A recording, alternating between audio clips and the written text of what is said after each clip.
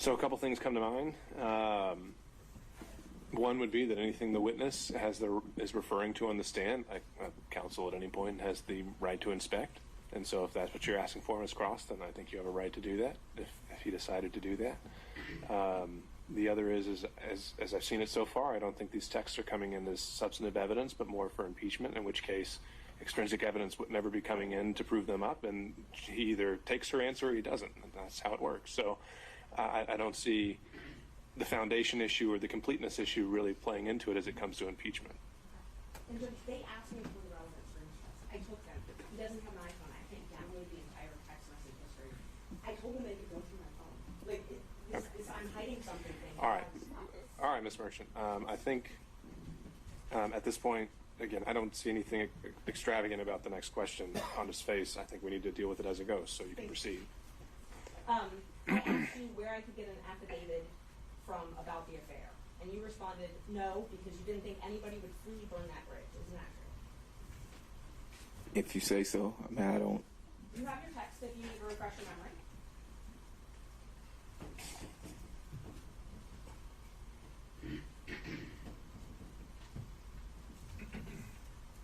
September 18th at 3:11 p.m. in YouTube. Can you repeat the question? The question is, did I text you asking you if you knew who I could get an affidavit from about the affair? And you responded no. No one would freely burn that bridge. Yes, I do see that.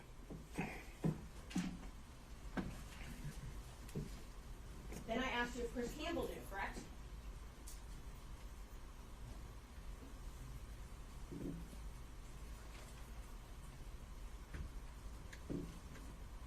No, you asked me if under oath he would testify.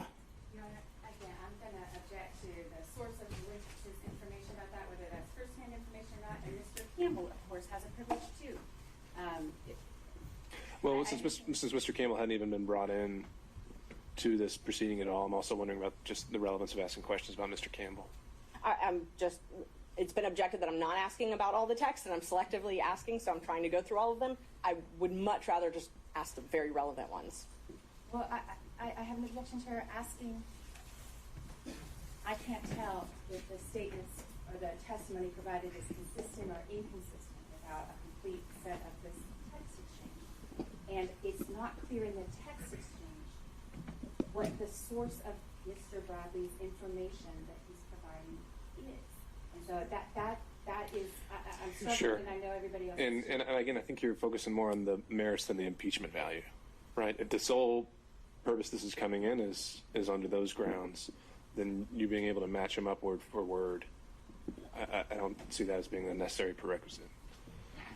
But as it relates to Mr. Campbell, he's not a witness yet. He hasn't come in. I don't think he's come up really at all other than passing and maybe the firm. So why don't we skip ahead to the next questions, and you could always come back to that if somehow he is made an issue in this case. That's great, Judge. I needed some clarity because the state is objecting that it's not full and accurate. I'm keeping things out, and then they're objecting that I'm putting too much in. So I'm just trying to avoid every question having an objection, Judge. So on January 5th, 2024, we had a text exchange where we talked about that I had discovered that Nathan took Fani on a cruise and a trip and paid for it with the business card. You told me you were on a plane home from Dubai, but you would call me as soon as you got home. Do you remember that?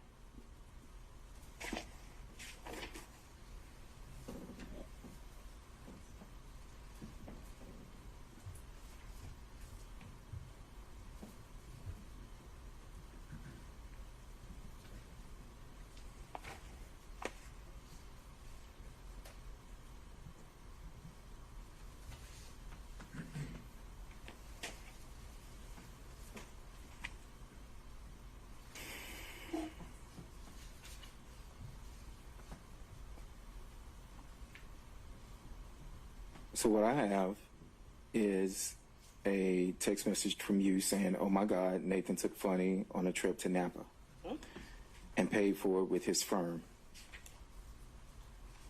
Okay, continue reading. And you said, "Is he that dumb?" Mm-hmm. And I said, "Wow, I'm on a plane from Dubai, land at 3. We'll call you as soon as I land." So that is accurate. That's what you told me. That I will call you as soon as I land, and wow? Yes. Yes, that is accurate.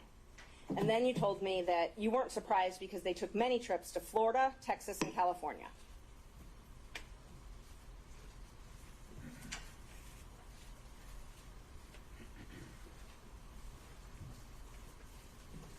Okay, so I don't have that, and I can show my phone, but I don't have that in my phone. So the question is just, do you recall I do not recall. communicating that to me? I do not recall. All right. Do you recall telling me that it was when she had to move her daughter, a trip to California? I do not recall that. And Judge, may I approach the witness? You may. Thank you. Oh, I see it. See if that refreshes your memory.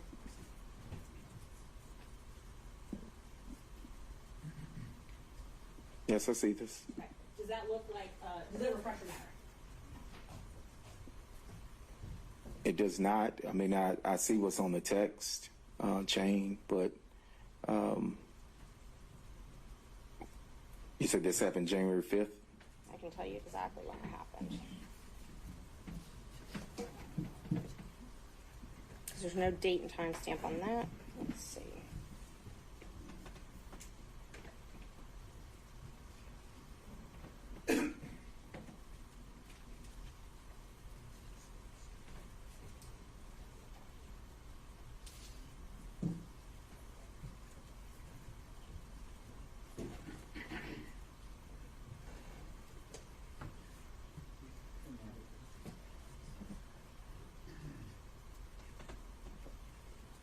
It was, let's see, it was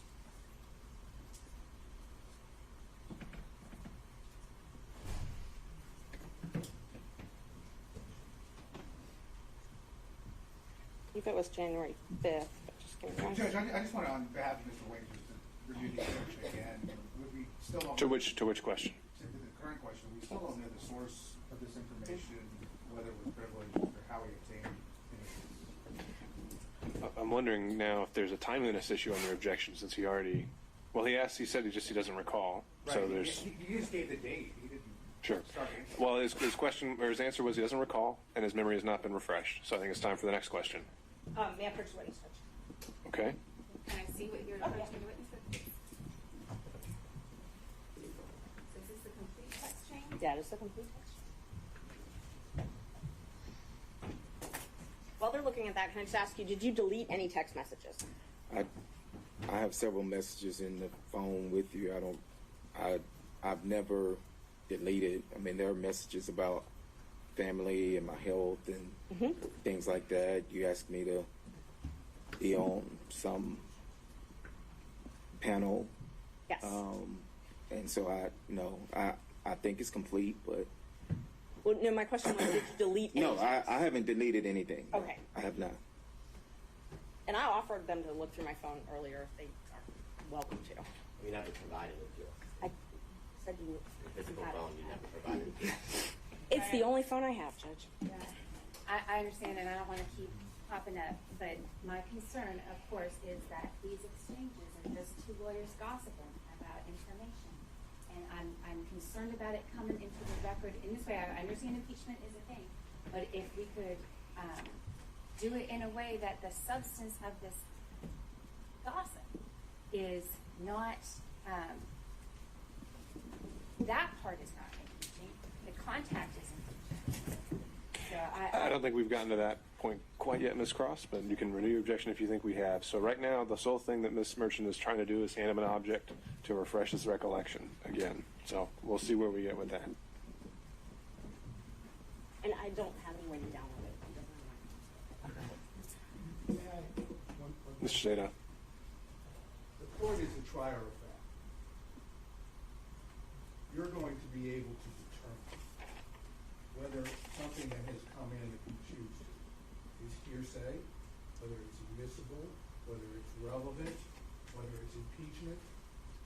You're in a position that if it all comes in, but you reserve the right, or all parties reserve the right to object, we can deal with it. This is not a jury. We don't have to worry about the jury hearing something that it will no longer consider. All we're doing now, with all due respect, and I understand there's a process, the state doesn't want something to be heard. I object to that. They've repeatedly attempted to stop questioning. Your Honor can hear it all and then decide what is and is not relevant or admissible. We don't have to go through every single one of these. The only time we have to go through this is if it is in fact a communication, and it's a privileged communication, and an argument has to be made at that point as to whether or not it should be elicited or it is subject to being stated in open court. Otherwise, all of this could come to the court, and the court can then decide how it wants to treat it. That's all right. I appreciate that, Mr. Sadown. I think it's certainly accurate that we could have an approach where if it's a close toss-up on an evidentiary question, we can have it all come in and sort it out later on the record. I don't think we've quite reached the point where I need to do that. I think we still have time to get into these, and it'd be my preference to keep the record as clean as possible and without questionable evidentiary issues. But we may get to that point. So the question from Ms. Merchant was to approach the witness and with an object to see if that would refresh his recollection to the last question asked. Yes. Now, I'm sorry, the state scrolled through it, so not right there again.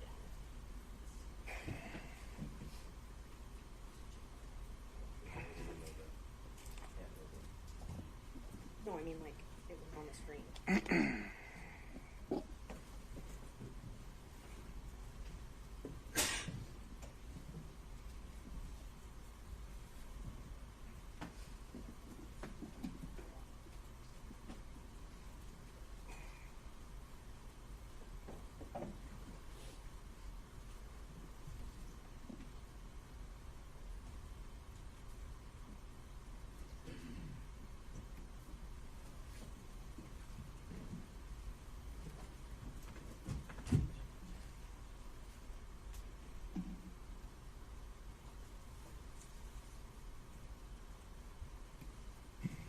Now I can't find it.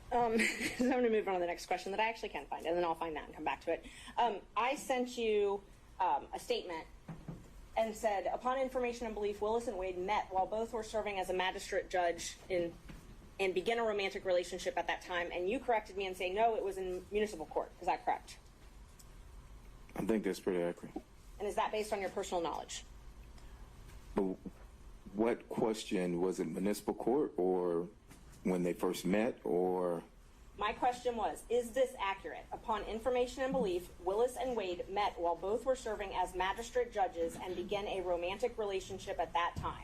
And you wrote, no, that it was municipal court. Okay.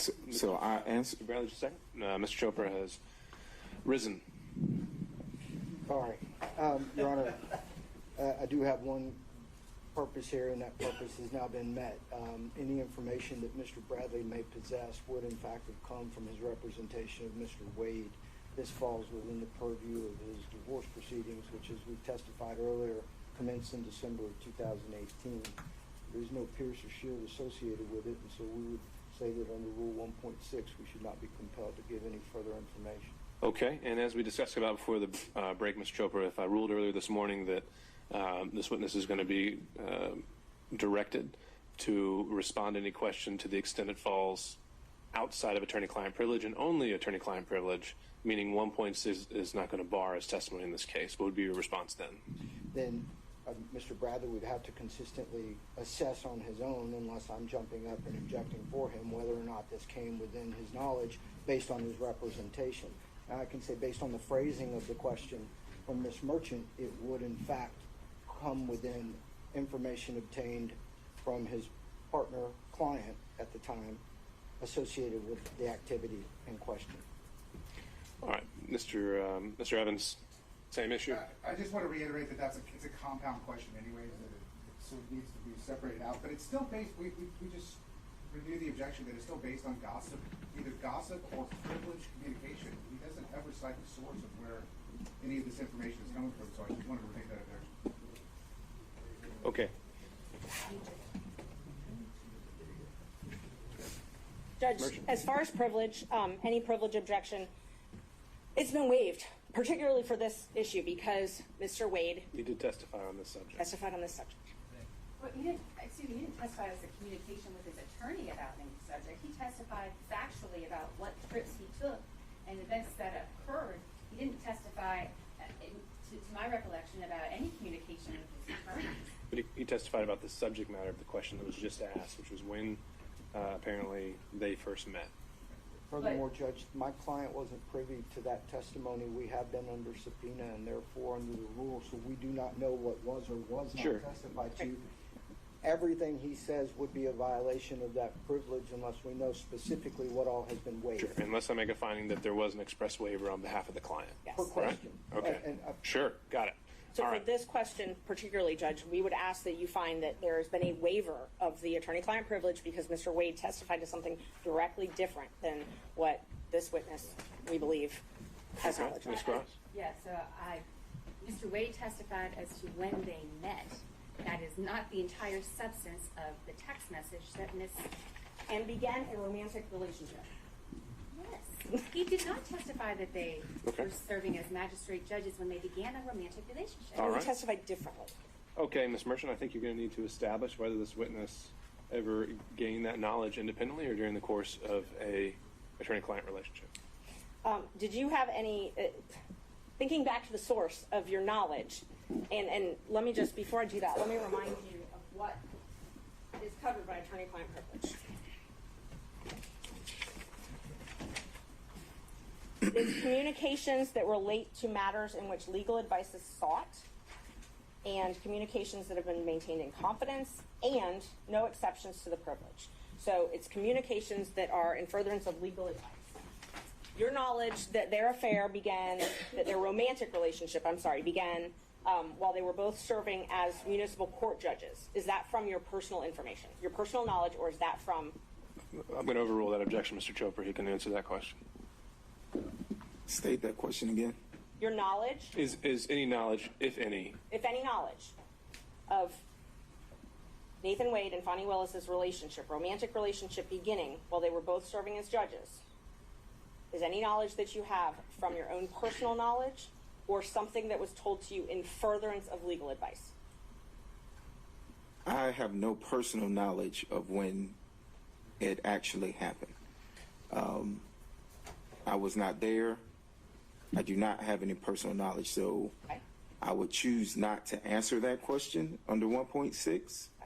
Mr. Bradley, we made a distinction earlier Yes, sir. that it's a bit narrower than that. Okay. 1.6 is I have no personal knowledge, Judge. I apologize. Okay. If you were, That's not a problem.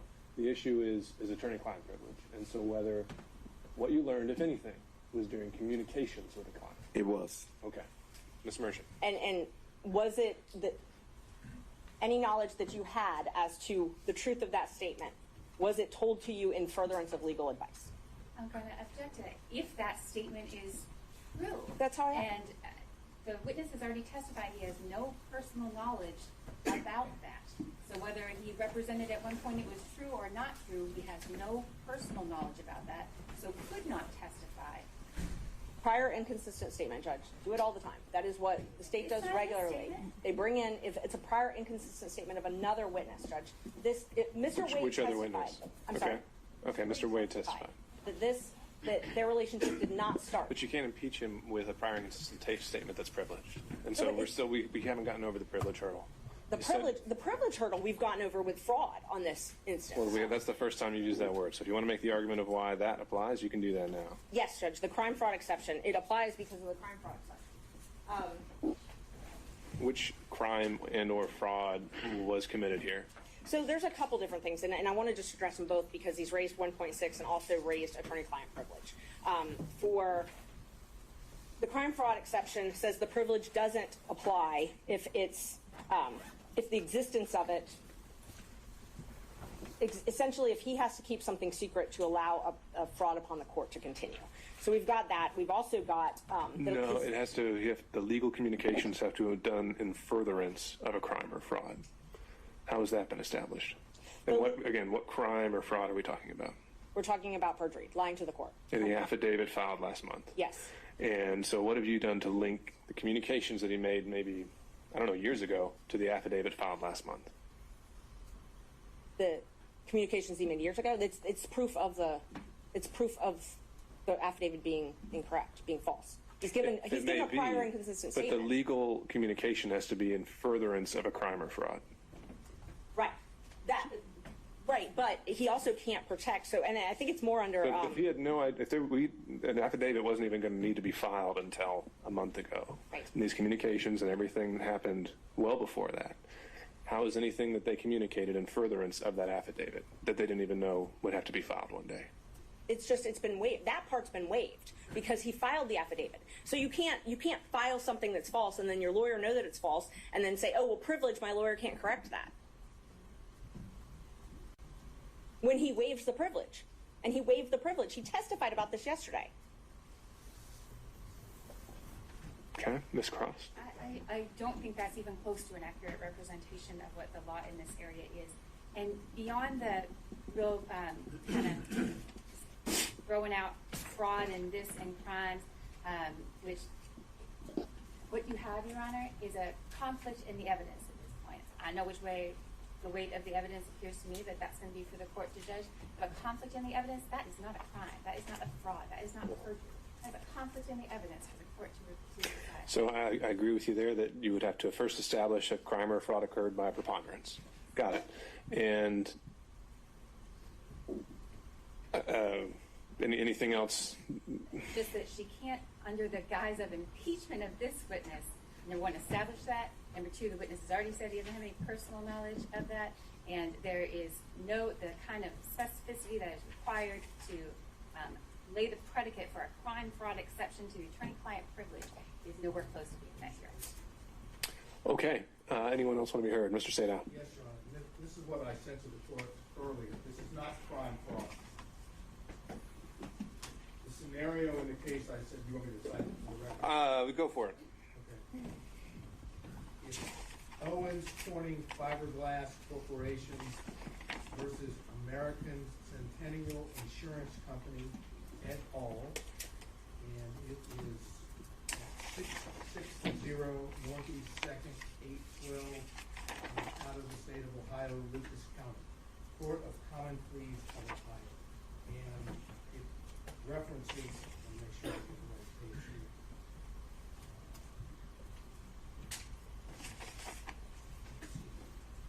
I think it's page 256.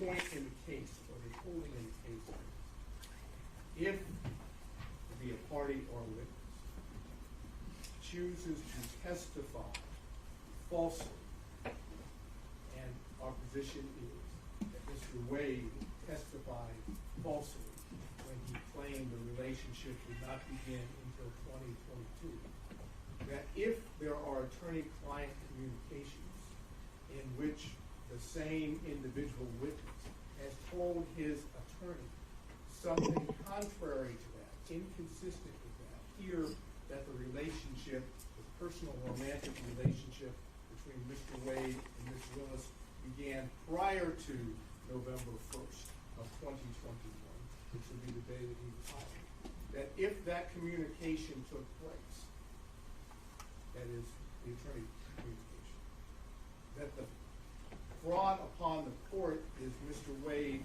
lying under oath about the starting date, and the attorney-client privilege under those circumstances for that material fact is pierced, and the attorney may be forced to testify to the contrary or inconsistent statement so that the fraud on the court no longer holds. In our situation, that is precisely what we are trying to do.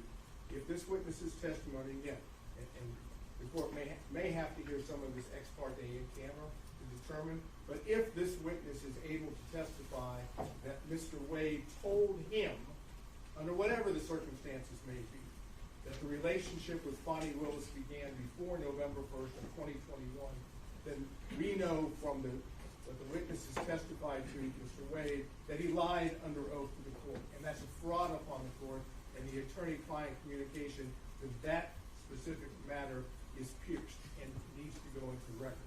Now, how best to do that? The only way to do that, if it's not in writing, and apparently it's not, is for the court to hear in camera, ex parte, what the communications were that are sought to be kept privileged. If the court deems that it is not inconsistent or contrary to what's testified, then you wouldn't pierce the privilege.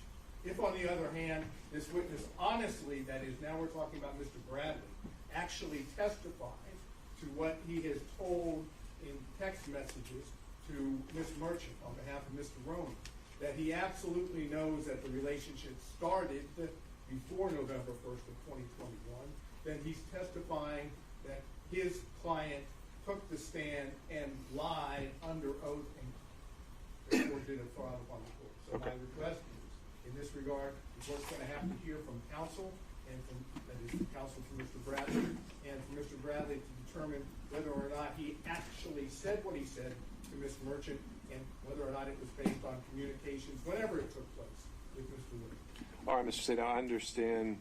Thank you for clarifying your argument there. So I understand this fraud upon the cart theory, and what I'd been going back and forth with Ms. Merchant on earlier was that, as I understood, crime fraud applied in Georgia was that the communications had to have been in furtherance of a crime. And to me, that presupposes the existence of a crime at the time, or the forming of one at the time of the communications. The theory you're putting forward is one where we go back in time and can reopen that box because it's now become relevant for something completely, potentially unconnected to the communications whatsoever.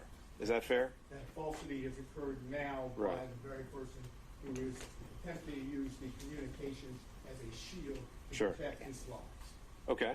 And when I say crime fraud, it's a fraud waiver, that's what Millich calls it, is essentially. Millich says that it doesn't offend the privilege to ask an attorney to testify to matters already freely discussed by the attorney and a client at another hearing or proceeding. Allowing a client to selectively waive and reassert the privilege as tactics dictates, suggests that the client is using the privilege as a sword and not merely a shield. Sure. So I think it was quite explicit that Mr. Wade never waived anything regarding to communications between him and Mr. Bradley. He was willing to discuss the subject matter, but he was never willing to get into communications that occurred between him and Mr. Bradley. So as to Mr. Sadow's point of this fraud upon the court theory, my question is going to be, has it ever been applied in Georgia? And the answer to that is, it's not appears to have been applied in Georgia. I cannot find a case in which it has been applied. The cases that I have, the case that I gave you, plus the cases cited in there, are the only thing I've been able to locate. Although I think that the bar rules, if we want to go back to those, and I don't have them in front of me, that a lawyer should not allow his client to commit a fraud upon the court. Okay. And I think that, along with this, gives the court the discretion to do that.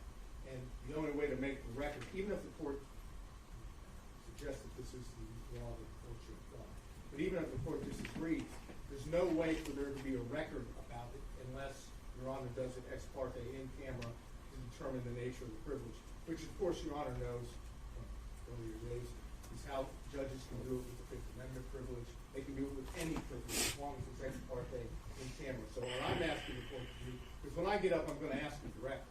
I'm not going to go through this, what's going on now, to find out whether or not Mr. Wade has ever told Mr. Bradley, in his capacity as his attorney or otherwise, that the relationship started earlier than what Mr. Wade testified to. All right, understood. So the big takeaway I'm hearing from that, Mr. Sadow, is that once again, we're hearing the words "a matter of first impression" here, and noted. Mr. Gillen. Yeah, very quickly, Your Honor. Number one, apparently now he's claiming a privilege, which he certainly did not assert when he was communicating a text with Ms. Merchant. Sure, but do we have any indication Mr. Wade waived it and allowed him to communicate by that text? We know what he did. We know what he did. So how's that an implied waiver? And I would assume that as the attorney that he would know whether or not he should protect a communication. That's a pretty big assumption, right? Not all communications are protected, number one. Number two, let's not forget how we started on this journey with the state getting up and making very serious allegations against Ms. Merchant, asking for sanctions, saying all of her representations were inaccurate. And now they are doing whatever they can to block access to that information, which shows exactly what she said was exactly the truth. What they're trying to do is they're trying to say to the court, the 100% accuracy of Mr. Wade's declaration and of his testimony And by the way, please, Judge, don't let Mr. Bradley tell you what he knows. Because what he knows is that this relationship, based upon what we see from the text and what we've seen in the context, we show that the relationship started before November 2021. So I think we have a waiver issue, and parenthetically on the issue of crime fraud, Your Honor, the issue about crime fraud is whether or not in any context the communication would be not in furtherance of a crime at that time, but it could be for any particular crime committed by the client in the future as well. It doesn't have to be something that's being committed at the time. I will also note that when you look at the attorney-client privilege, the law basically says, look, this is a privilege which blocks evidence from coming in. And so in order to have that, they have the crime fraud exception, which is a very low standard once a prima facie showing has been made, which I believe has been done by Ms. Murch. All right, let me clarify one thing, Mr. Bradley. When you testify to personal knowledge, does that include anything you may have seen, heard, outside of communications with a client? When you say you lack personal knowledge, does that include anything you may have seen or heard outside of communications with a client? And you can tell me if that question was horribly phrased. Try again. You try to rephrase it for me, Judge? I'm sorry. Okay. When you say you lack any personal knowledge, Yes, sir. does that also mean that and include anything you may have seen or heard outside of communications? Outside of communications with my client. Mm-hmm. That's correct. Okay. And communications that were made, if any, that relate to the subject that you were asked to, were there any other third parties present that may have resulted in a waiver of privilege? Including texts. Am I answering your question or her question? My Okay. question. Are there any other third parties ever present with you and a client that would have resulted in a waiver of these privileges?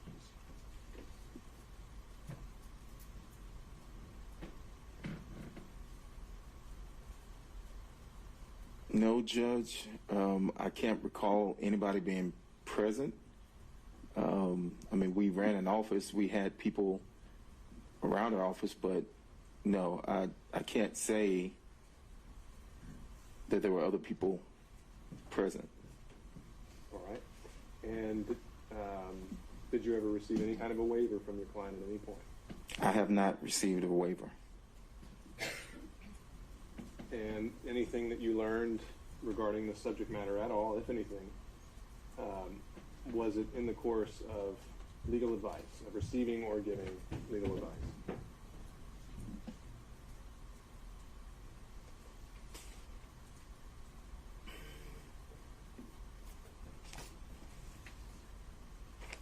That's a broad question, Judge, to answer, because the advice was given, and then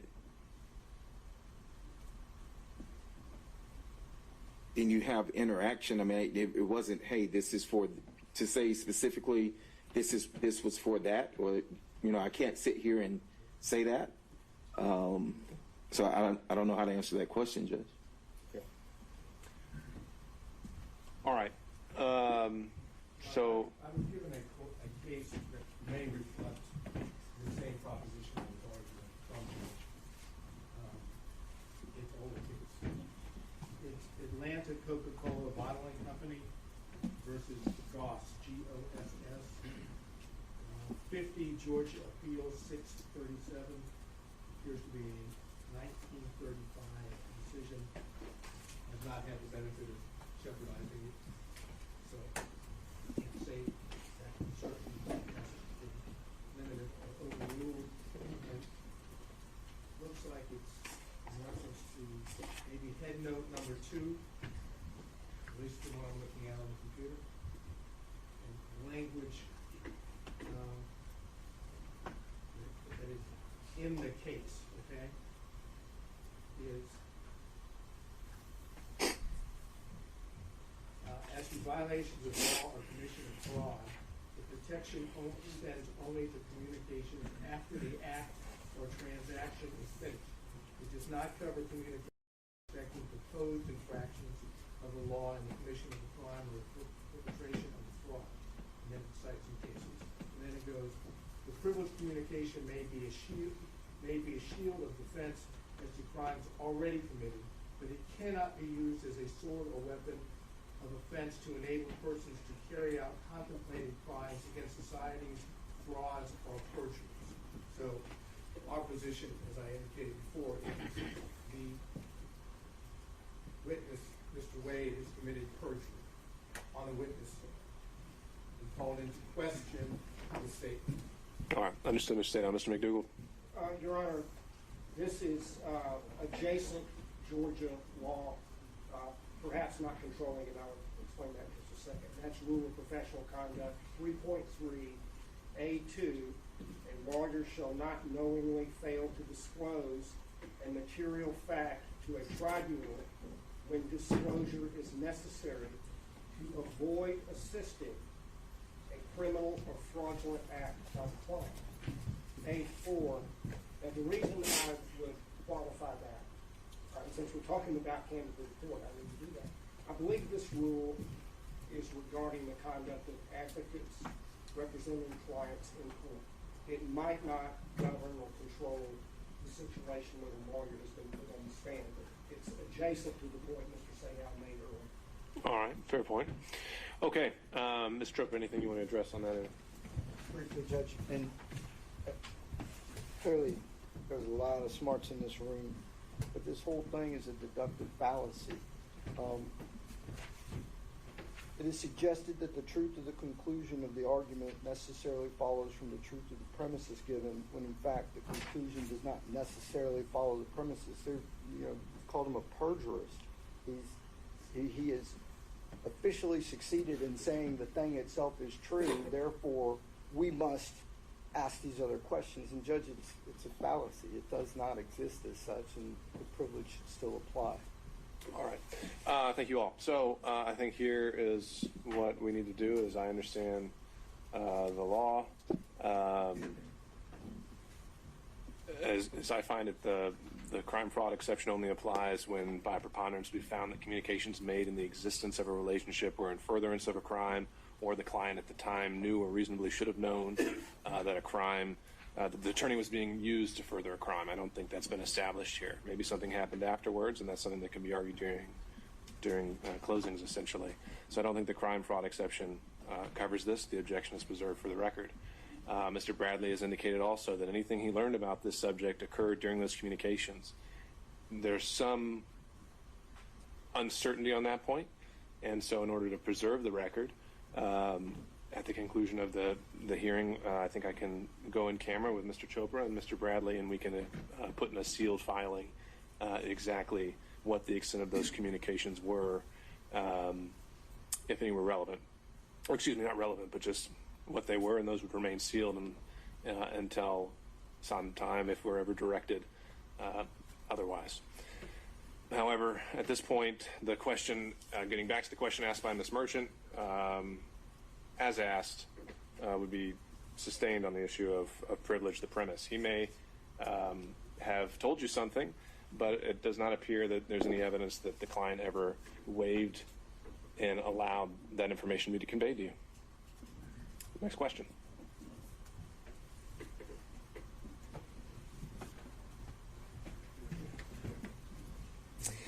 Thank you, Judge. All right, let's see. So we talked about Ms. Willis and Mr. Wade coming to and from your office and security details following them. Do you recall that? Do I need to look at my phone? No. Just asking if you recall. Oh, do I recall? I think I did, yes. Do you recall security taking Ms. Willis to your office? I'm going to check to that. Does he recall Actually, I Ms. take Willis that back. taking I don't security? think that. But you can answer the question, sir. I do recall security detail bringing Ms. Willis to my office. Okay. Do you recall approximately when that was? I do not. And was that on more than one occasion?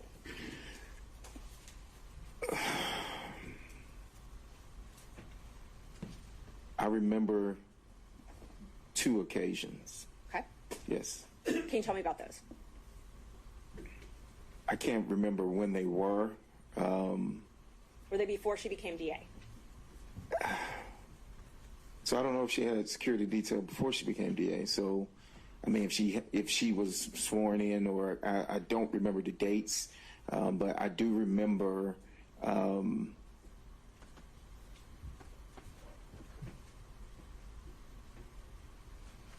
I think she was DA.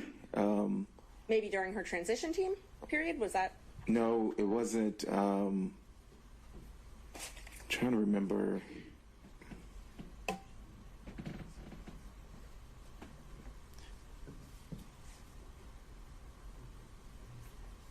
She would have had to have been the DA, I think. And I don't want to go on, I think. But I do remember twice her coming to our office, correct? And she had a security team both of those times. There was yes, she has a security team with her. Okay. And do you believe that it's a different security team than she has now?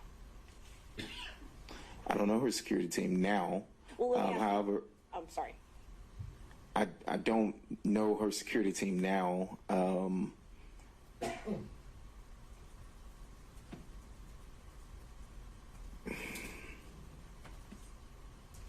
don't know her security team now. Do you remember telling me that it changed at some point, her security team?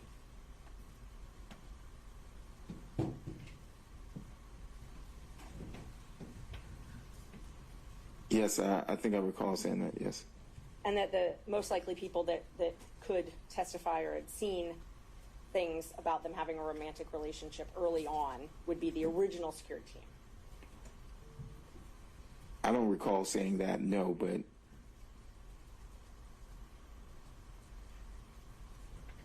do you recall talking to me about other people that might have known about their romantic relationship? I recall.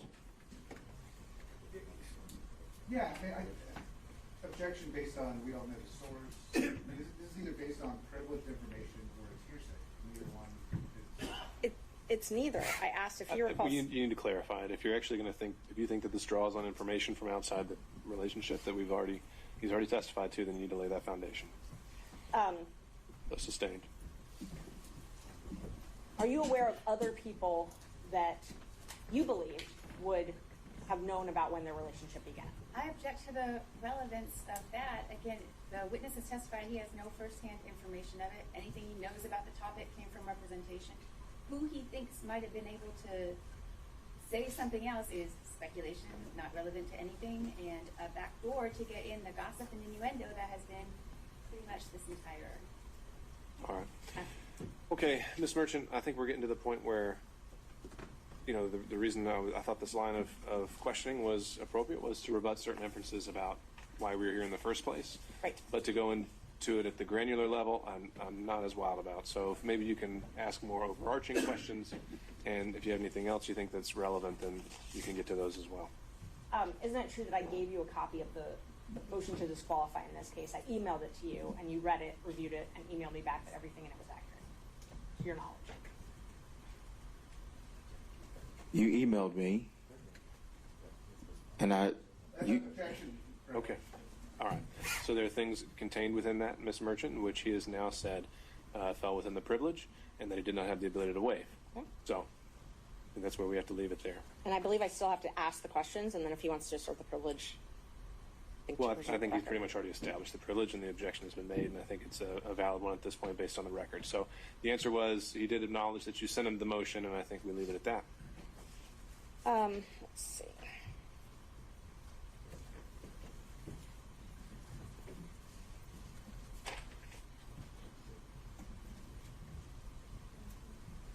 And you had knowledge about an apartment. And I'm not asking what Mr. Wade told you in furtherance of legal advice, but you had knowledge about an apartment in East Point or a condo in East Point that was owned by someone, and Ms. Willis was staying there.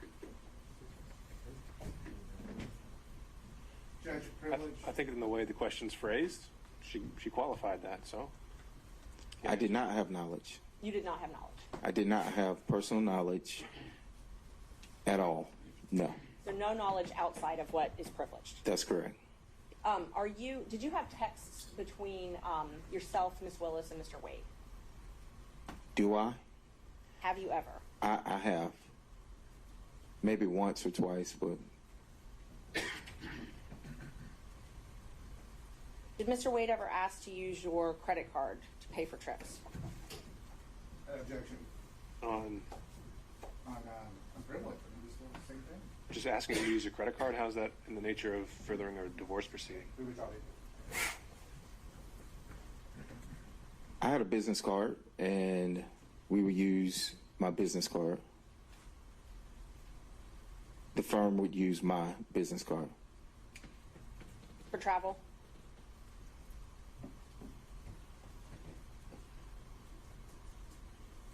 Are you asking if I use my business card for travel? Would Mr. Wade use your business card for travel?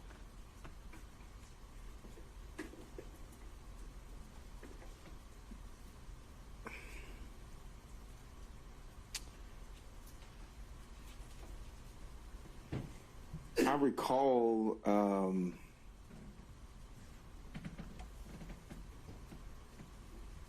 I recall a trip, but I don't know if that trip has anything to do with this case.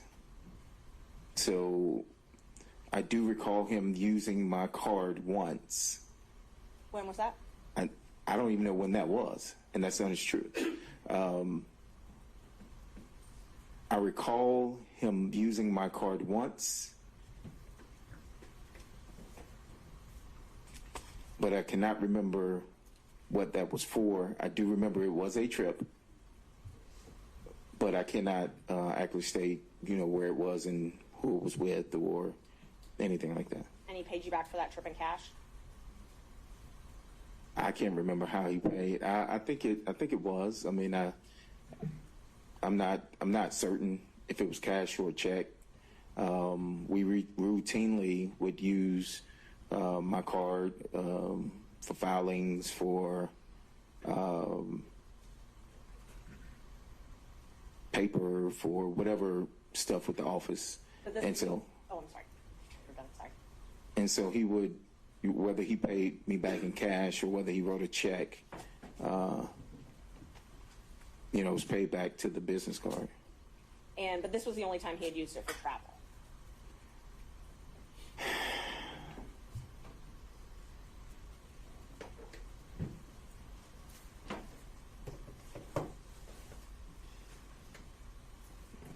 I cannot recall. I don't even have that business card anymore. But I do recall at least once for travel, yes. And that was when you were still law partners with him, though, correct? That is correct. Do you recall approximately when that was? I do not. You did not go on that travel with him, though, correct? I did not. Okay. And so he asked you to use your card for the travel.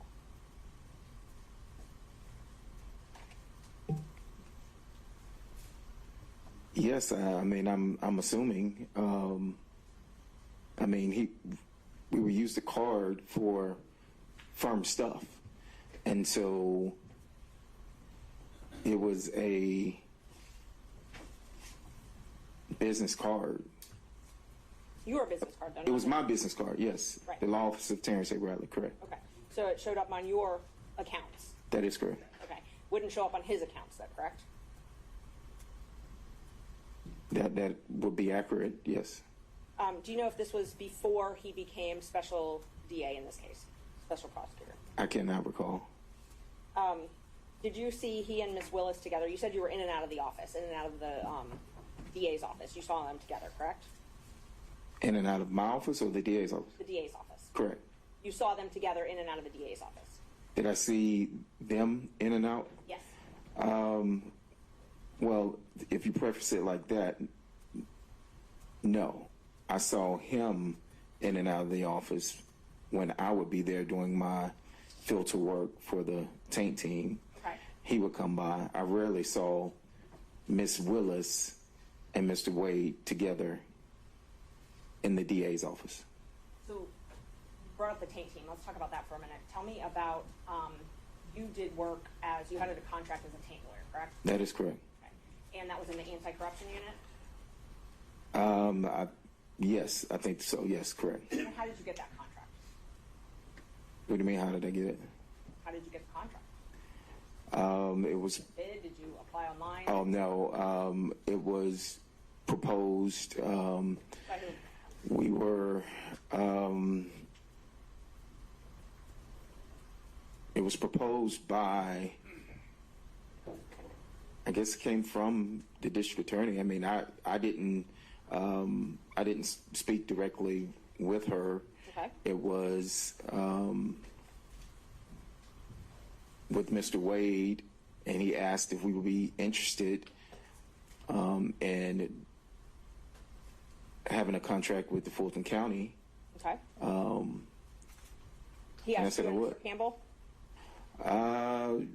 I think so. I mean, I can't recall if he asked us both together or not. Rarely, we all handled several, different things for the firm, Okay. criminal, personal injury, things like that, family law. And so rarely were we together there at the same time, like for an abundance of time. So he may have called me, and then he may have called Chris. I can't recall how we got the contract, but Was Mr. Wade, to your knowledge, part of the transition team for Ms. Willis? to my knowledge, he was part of the transition team. Did he spend a lot of time at that office during this transition period? He did. So from when Ms. Willis took office to when you left the firm, did Mr. Wade spend most of his time at the DA's office? When you say most of his time, are you saying just working business hours, or? Working business hours. I would say he spent,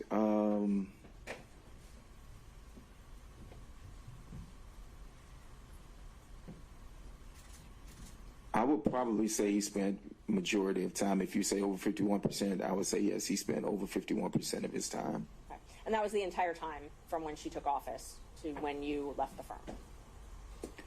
I can't say that was the entire time, but yes, it was majority of, it was I can't pinpoint specifically when the time that he would spend. I think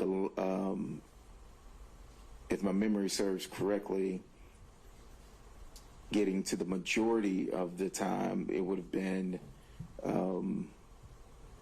whenever he started with this, maybe.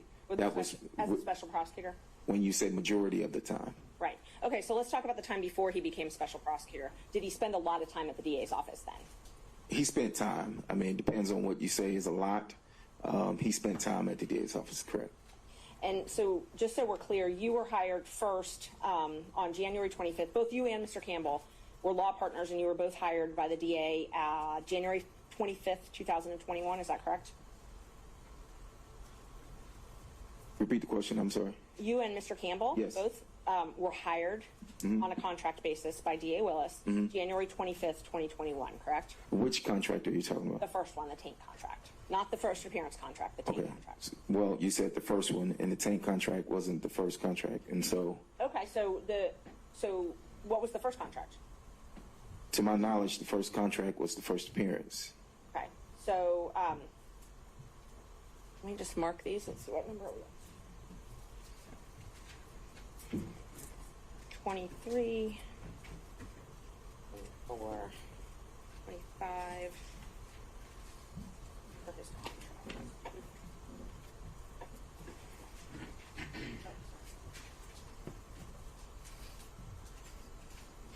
Judge, when they're done reviewing these contracts.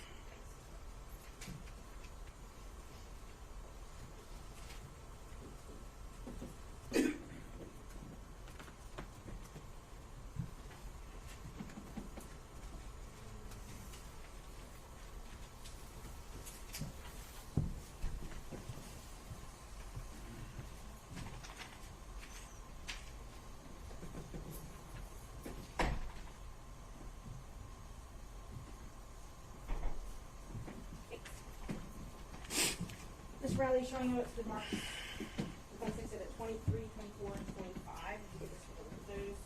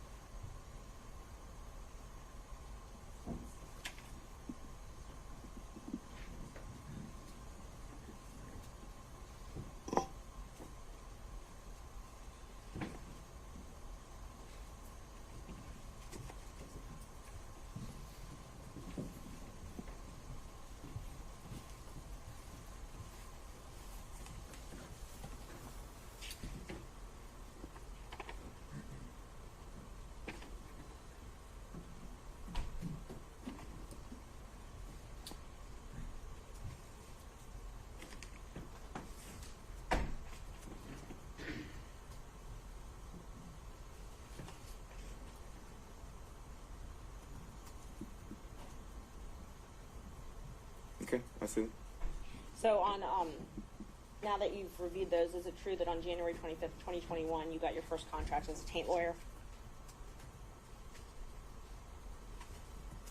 As a taint lawyer, yes, I see the date on that as a taint lawyer, but I'm also looking at this contract here for first appearance, and there must have been,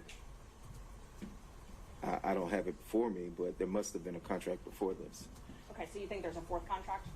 I can't say that there is or isn't. What I do know is that we did first appearance during COVID, and it was before 2021. So I don't know, if I had a written contract at that particular time or anything, but I do know, I think that you could look at the recordings because everything was recorded at that time as to when the first appearance contract started and the taint contract started. So when the three of you were partners, you had at least 2 contracts to do taint work, which is filter work, and then at least 2 contracts to do first appearance work, pretty much throughout that entire 2 years, right? Well, it renewed. So, it just renewed. So yes, if it was the same contract, but it was a renewal of the contract. So how did you, and you said you got these contracts through, Ms. Willis gave them to you, but it was through her knowing Mr. Wade, correct?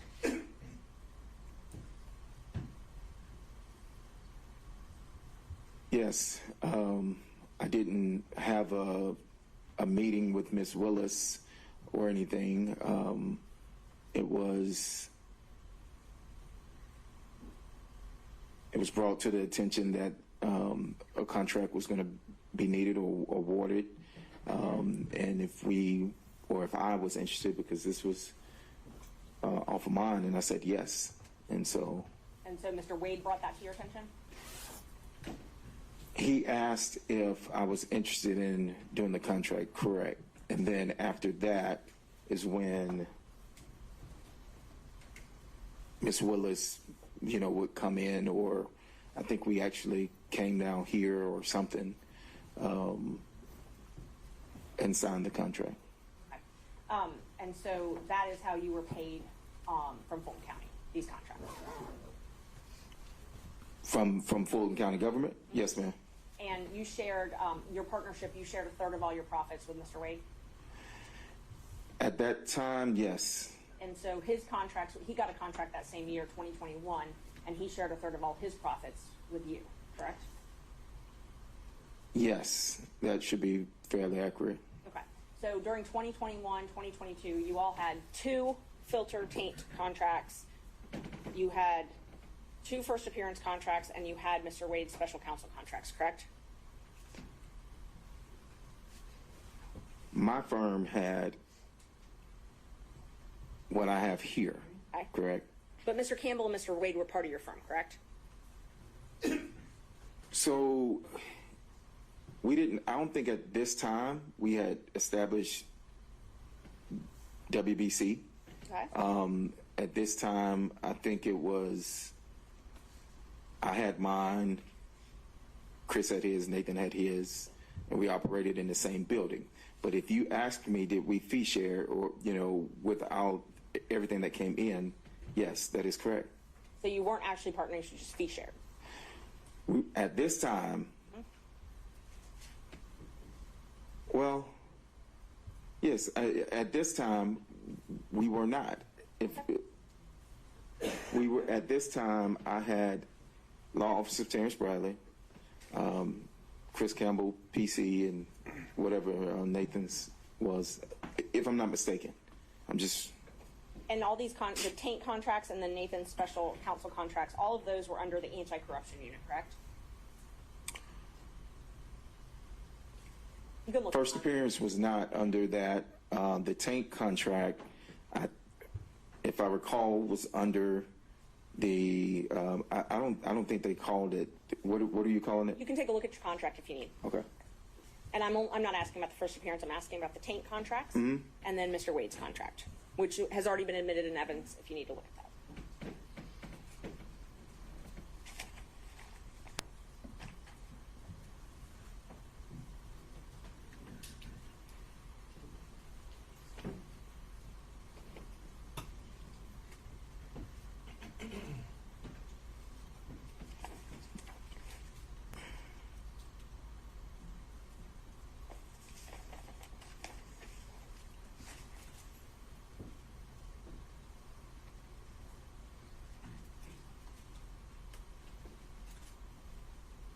Let me know when you're done reviewing.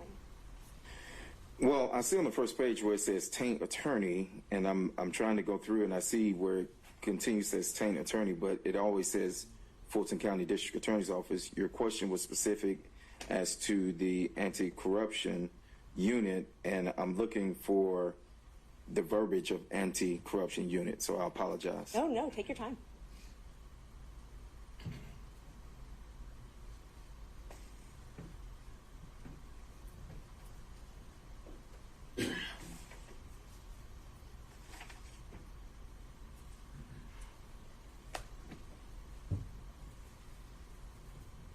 And see, on both pages, I mean, it starts out Fulton County District Attorney's Office, and then it just goes to initials FCDA, unless I'm overlooking where it says the anti-corruption unit, then the contract was with the FCDA. I mean, unless you want to show me something. I'm just asking you, and I didn't know if that would refresh your memory. Those contracts were for the anti-corruption unit, right? Well, they were for the district. Worked for? I worked for the DA. Okay. I worked for the DA. Okay, so just in general, the DA. Correct. I worked for Fulton County District Attorney's Office in as a contract person, as it says here. And when you did the taint work, you had to report to Sonia Allen? I did not. You did not. Who did you report to then? I can't remember his name. His first name was Brian. Okay. And let's see. So I know you said you met with Ms. Willis when you signed those contracts, right? Yes, I know I met at least one time to sign these contracts, or to sign when I signed the contracts, yes. Did you meet with her any other times?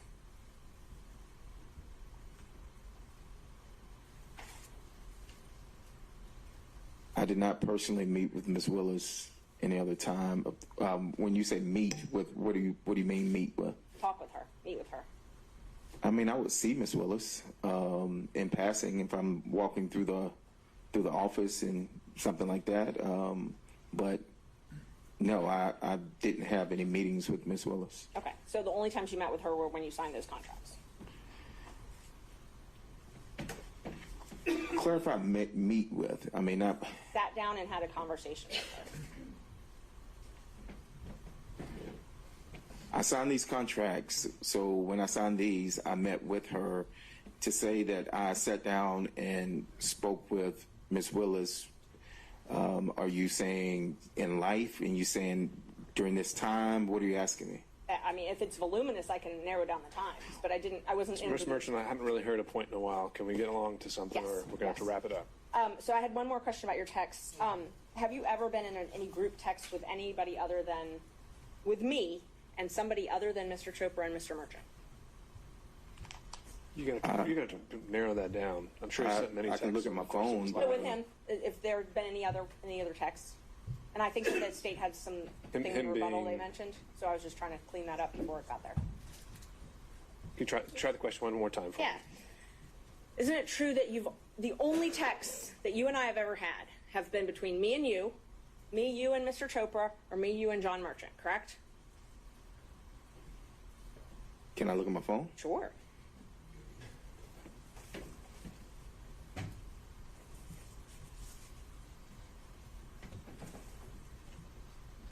And what's the relevance of that, Ms. Merchant? They've said multiple times that there's this third party that we've talked to, and I'm trying to establish there's no third party. And I don't know why it was relevant, but the state's argued it, so. Well, if Ms. Merchant doesn't know why it's relevant, then maybe it might Okay. become relevant later, but right now. Ms. Merchant, I think you've been able to show Okay. what maybe launched this and answer the state's initial claims, and so let's get back to the core of what we were here for this hearing. Do you have anything else relevant to ask this witness? Yes, just a few more questions. After it became known that you were placed under subpoena, did you get a call from Gabe Banks? I did. And was he trying to determine if you were going to be giving information in this case? I don't know what he was trying to determine. He stated that it was an odd. I had not spoken to Gabe in a while. We are colleagues. We are friends. We are in the same fraternity, Gabe and I. And when he called, it was out of the blue. But he did call, yes, ma'am. Okay. And you relayed that to me as well, correct? I did. And then you also got a call from your best friend who was relaying a message to you from Mr. Wade, correct? No, I got a call saying that he got a call, not that a message that was supposed to be relayed to me. The call was. I'm going to check if there's a hearsay, the responsible call for hearsay. Thus far it hasn't, but Sure. So here's the objection as to the contents of the call, Ms. Merchant. I believe the contents of the call were to remember your privilege. I took that as a threat. I think Mr. Bradley took it as a threat, and I think he would testify to that. And hasn't testified to it. And he also said there wasn't any message relayed by Mr. Wade or any party. well, no, he didn't say it was by any Right, party. Mr. Wade. So assuming he did hear something from a party, what's the hearsay exception for that, Ms. Merchant? I believe that it was a threat, so it's a statement against interest. I'm sorry, it's a if he took it as a threat to influence his testimony, then it's not hearsay, then it would be admissible. All right, so I did not take it as a threat. if you're saying it's to the effect on the listener, perhaps, Yes. then we'll go from there. Were you told to remember your privilege? No, the witness just testified he didn't take it as a threat. Understood. I'll overrule the objection and the testimony given the weight it deserves. Can you repeat the question? Were you told to remember your Your privilege? Honor, can we, I was not. a witness, there may be a potential witness now in the courtroom, because the person that Ms. Merchant is referring to is sitting in the courtroom. Well, if that witness hasn't been told to testify, then I don't see any sequestration issues. I don't know who it is. I don't know his name. Right. Okay, and so were you told anything to that effect, Mr. Bradley? Repeat the question one more time. But so I was not told, remember my privilege. Something about privilege. Remembering that. I do recall privilege being mentioned, but it wasn't remember your privilege or, you know, a threat of any sort. But you immediately called me after. No, I called someone else after. You called me quickly thereafter then. I talked to you that day, yes, ma'am. Okay. Thank you. Mr. Sadell. Your Honor, because this is a defense witness, is it the state's first cross? I think that's how we had been doing it yesterday. No, actually, we're doing it just this way. Yeah, I've been. Okay. This is the first time he's gone, and then we go through all the defense, and then you'll have your chance.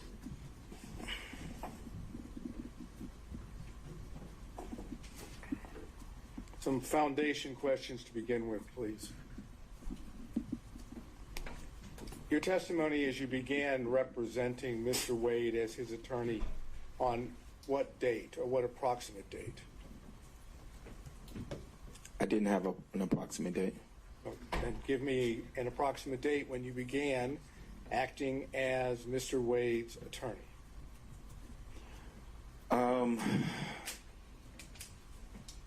I would say it was, you know, if I'm speculating.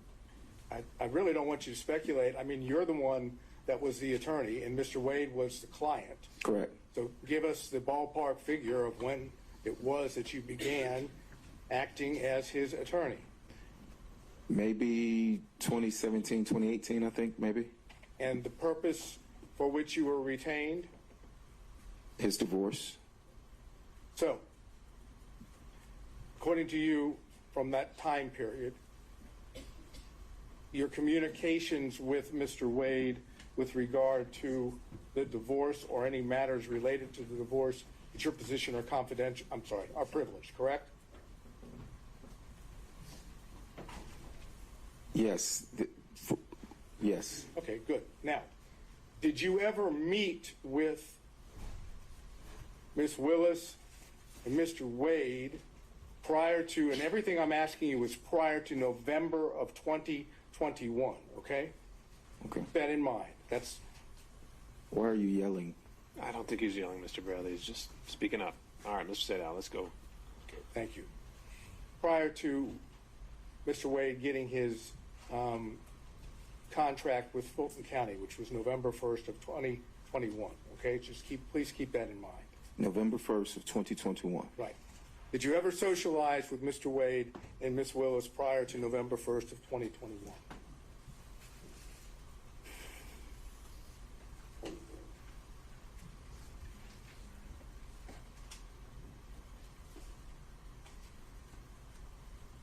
I've never socialized with Mr. Wade or Ms. Willis in any setting. If you're asking, have I ever met with them, then I would say yes. But when you say socialize, what do you mean socialize? Have you ever gone out to eat with both of them? Before 2021, I do not Or think. November 1st of 2021? Out to eat with both of them before.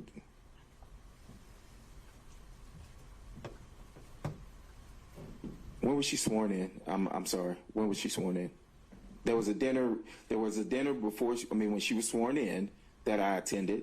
Shaquille O'Neal was there, so it was like her inauguration dinner. So I'm thinking that's before 2021. So I would say Let's yes. assume for purposes of my question that Yes, sir. that's in early January of 2021. Oh, that is early January 2021.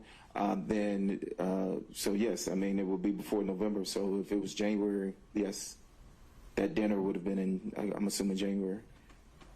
Okay. And any other time that you socialized, went out to eat, went to anyone's home, you know what socialized is? Exactly. So no, I did not socialize with Mr. Willis. With Miss Willis and Mr. Wade. So prior to November 1st of 2021, did Miss Willis come to your offices? Your offices, the offices that you shared with Mr. Wade. I think she came once or twice to our office, correct? And the purpose for which she came? I don't know. We had separate offices. I do recall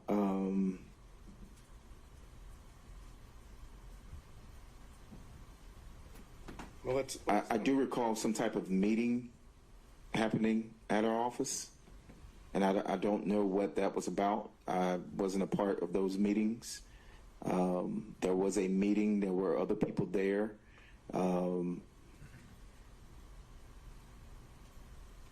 There were other people from the, I want to say DA's office there, maybe. Okay, let's go back to the basics. Ms. Willis came to your offices, together offices, on a couple different occasions. I recall Ms. Willis coming to my office at least twice. And on at least one of those occasions, or you tell us, did Ms. Willis meet privately with Mr. Wade in his office that you observed or heard? I can't recall. You can't recall? No. Did she ever meet with you in your office?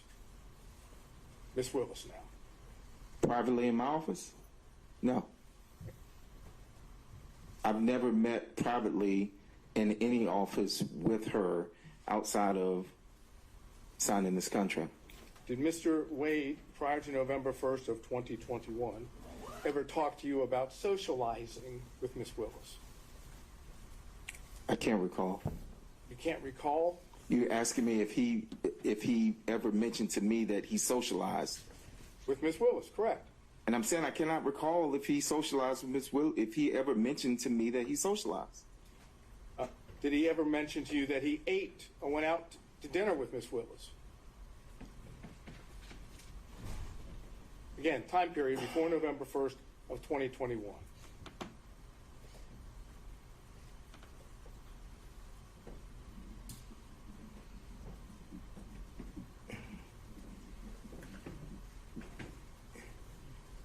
Did he, repeat your question? Mr. Wade ever tell you prior to November 1st of 2021 that he had socialized, gone out to eat, visited Ms. Willis in anything other than a professional setting? I'm sure he did, maybe. I don't recall any specifics of any dinners, any specific places. It's been 3 years ago, the time frame, but I do not recall at this time whether or not he ever mentioned any dinners or socializing. Did Mr. Wade mention to you that he visited Ms. Willis at Ms. Willis's then current abode, which would have been a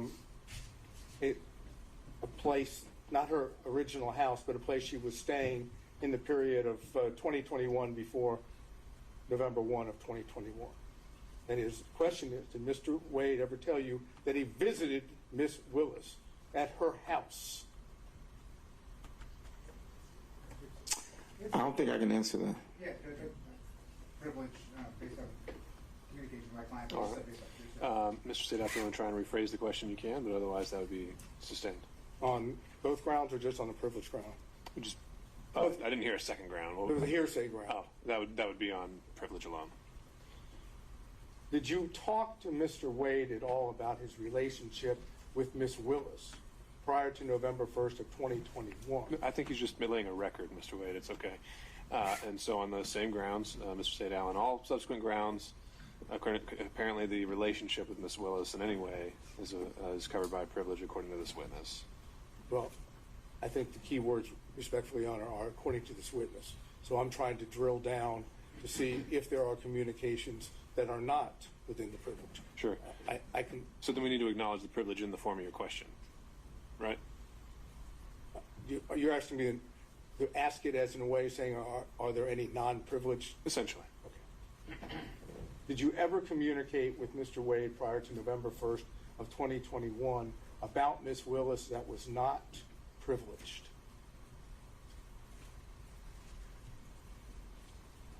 I mean, we discussed this contract. But This contract doesn't help. You have to give me a exhibit number, please. you said before November 2021? Yeah, November 1st of 2021. Before November, this contract for 1/25/21 is before that. So, I mean, we discussed this contract. Okay. And if I remember correctly, again, just give me that exhibit number so we can reference it. Exhibit 23. Okay, hold on one second. On Exhibit 23, did I understand you to say that it was Mr. Wade that effect brought you and Ms. Willis together for the contract?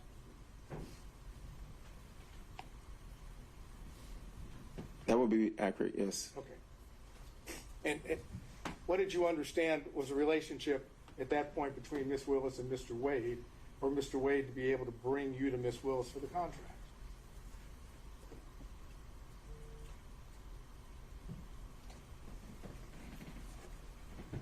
It's not a hard question. It's No, really I'm simple. just, state that again? Mr. Wade is the one that basically says to you, go see Ms. Willis about this contract, right? Mm-hmm. That's a yes, correct? Yeah, yes. So Mr. I Wade apologize. had to have some knowledge, you would assume, Yes. right? That you going to Ms. Willis might bring you the contract. I right? never went to Miss Willis. So I stated I never went to Miss Willis. I was told about that there was a potential contract, and that I was asked by Mr. Wade if I would be interested in doing that contract. Okay, my question to you is, what was the basis that you understood Mr. Wade being able to essentially offer you that contract on Ms. Willis's behalf? I'm going to object to that. That's a mischaracterization. Mr. Wade offered it to him. I think he said he expressed interest. And also, I don't see the relevance of this at all. So just in terms of relevance or phrasing, I'll overrule on those grounds. So the question that's standing unobjected to, Mr. Bradley? Can you repeat the question? You've explained to us how the contract Yes. came to you, correct? Yes. And my question is, what was your understanding of the relationship of Mr. Wade and Ms. Willis for it to have been offered, or whatever word you want to use, for him to have said, expressed to you whether you had an interest in the contract? Privilege. Okay. All right. Mr. Evans has invoked privilege on that question, so Mr. Sadao, I think you need to clarify whether... Was it a privileged conversation that you had with Mr. Wade that let you know about the contract? Or, it was the relationship was the question you're focused on. Is the nature... No, I'm trying to do it in such a way, and I understand what the court said. Was the relationship that I asked you about just now between Mr. Wade and Ms. Willis that gave rise to the contract? Did you know about that relationship as a result of an attorney-client communication? No, I knew of that through whatever work they did together as municipal court judges. That's. And how did you know that? Who told you about the work that they did together as municipal court judges?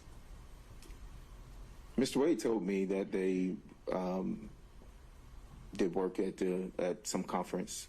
Okay, now, this would have been something that Mr. Wade said, according to your time period, at the time that you were representing Mr. Wade, correct? Say that again? Ask that again?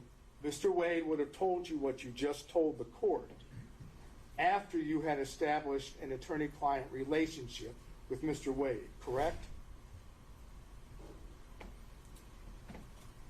Yes, but when he told me of them being at a conference, I mean, I'm not understanding how relate. I'm trying to understand your question. Well, my question is basically, you had communications with Mr. Wade directly that Yes. were not attorney-client privilege, right? I've had conversations with Mr. Wade that were not attorney-client privilege, yes. That involved Ms. Willis, correct? I just stated that they were at a conference. I don't know whether or not that involved her or not. Well, if he's talking about her, that is, if Mr. Wade is telling you about Miss Willis and Mr. Wade having met at a conference, right? Then he's talking about Miss Willis, correct? Yes, but he also told me about other people that he met at the conference. But he told you about Miss Willis as well, correct? I think so, yes. So there were communications in which Miss Willis was at least a topic that was not covered by attorney-client privilege, correct? This particular instance, I was told about a conference, and when were you told this? I can't remember the dates of the conference, but it was after. It would have been after the conference. Okay, I'm trying to get just the time period here. After the conference, I want you to understand from the record, I believe we've shown that the conference was sometime in October of 2019. Okay. So could you give us an idea, that being a fact, when you would have had this communication about meeting with Miss Willis at the that is, Mr. Wade meeting Miss Willis at the conference? If that's the conference that they were at, yes, then I don't know how many municipal court conferences there are. I do know that at the time that I was in the firm, Mr. Wade was he had some position with the municipal court. Yeah, right now my only question is time-wise, assuming it's October of 2019, when do you tend to remember? What's your best recollection of when Mr. Wade told you about? I can't remember because I didn't even remember that it was October 2019 until you said that. So you don't have a present recollection? I do not remember that, no. Had to be before the contract, though, in January of 2021, correct? That they met? No, that you were told about Mr. Wade and Miss Willis meeting at the conference had to be before. Oh, yeah, yes, it would have been before that, yes. So what other communications did you have with Mr. Wade about Miss Willis that are not privileged? We know of one, about the meeting at the conference. Are you suggesting that that's the only one you ever had about Miss Willis that isn't? I cannot recall any. I cannot recall. You cannot recall whether there were any other communications that weren't privileged?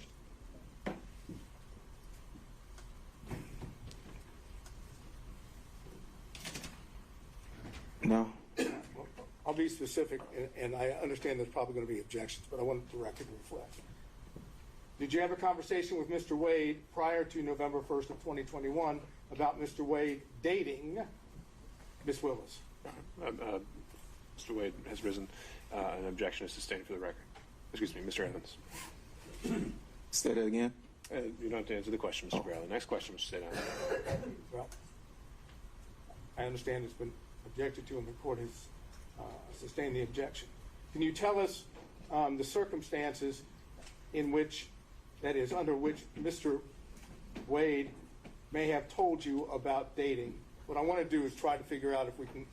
You tell me if you want me, if I can do this. I'd like to know how the communications themselves took place, where they took place, how they took place, under what circumstance, whether he was at the time providing advice or seeking advice. So those are the basics. If I can ask as to all those, but if the court's going to sustain the objection to those, then I don't want to waste your time. And that's something I'll cover in camera. So I'll note the question and your question for the record, and I'll sustain the privilege objection to that. Okay. All of this prior to November 1st, 2021. Okay? I'm going to show you two text messages. I don't have a hard copy.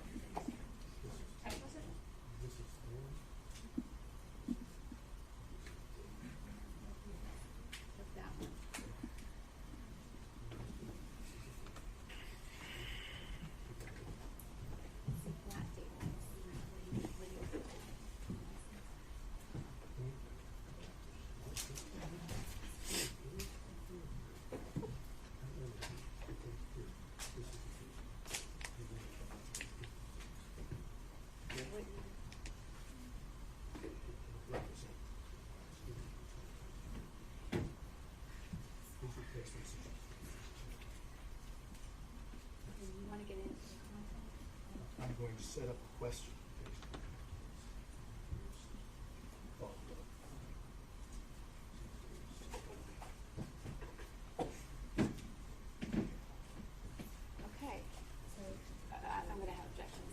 have objections. I realize that. I want to be able to show it to him, and then I'm going to frame the appropriate question, and then you're going to object. We'll see where we are. May I approach? You may, sir.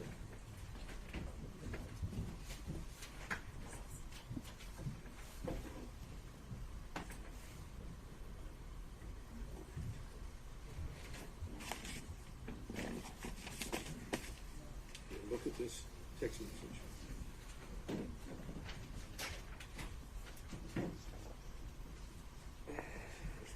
Go ahead, can I read it first? Of course, of course.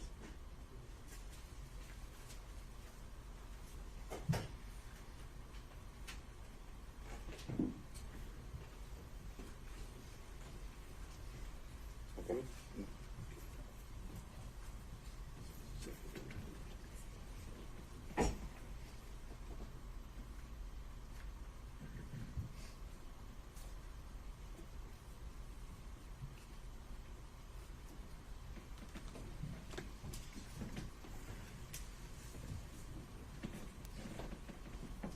That's it.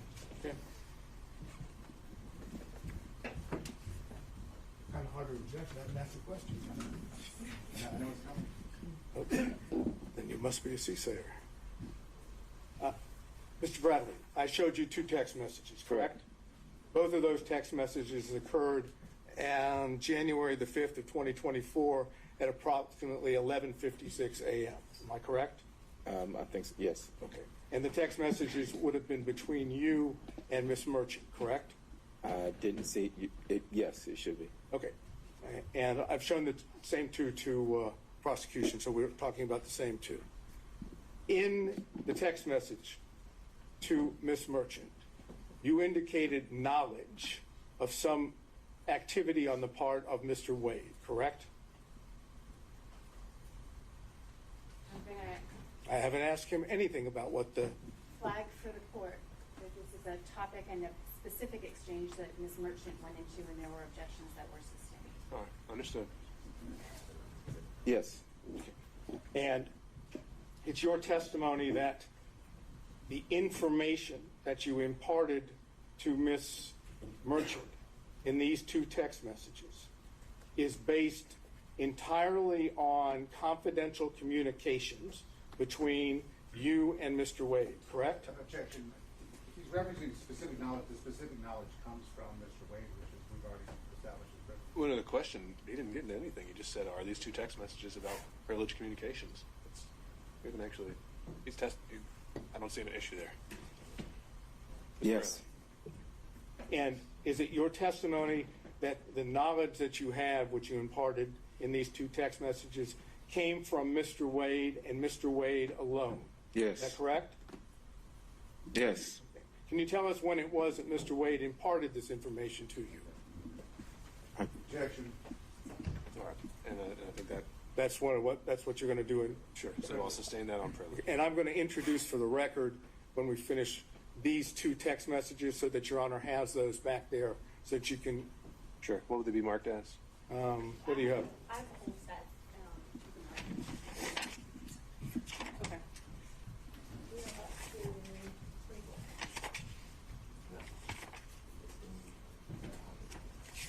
I'm going to go ahead and. Oh, the contact. The new one will be 26. Once I put a staple in it, I think it'll be Defense Exhibit 26. All right. You have to give me a real pen that works. All right, so this is marked in, part of the record is Defense Exhibit 26, but not necessarily for its, This is not Evidentiary admitted 26. value. This is for purposes of the court conducting the in-camera review. Right. And put a staple in it here to make sure that you see it.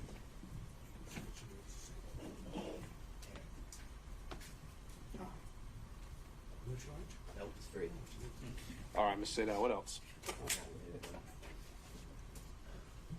All right, so there was also reference, if I remember correctly, to some email correspondence in which Ms. Merchant sent you the motion that she was going to file to disqualify Ms. Willis and Mr. Wade for your review. Is that correct? That's correct. Okay. And that was sent to you in an email? That was correct. And did you respond to it in an email? I don't think I responded to her in an email. Ashley, do we know? He responded by text. You responded by text. I'm sorry, I mischaracterized it. You responded by text? If I can look at my text, I can, but I'm assuming I did, but. Okay, I'm going to get it for you because Okay. I don't want All there to right. be any assumption. As soon as we have it. Let me show you. This is an email.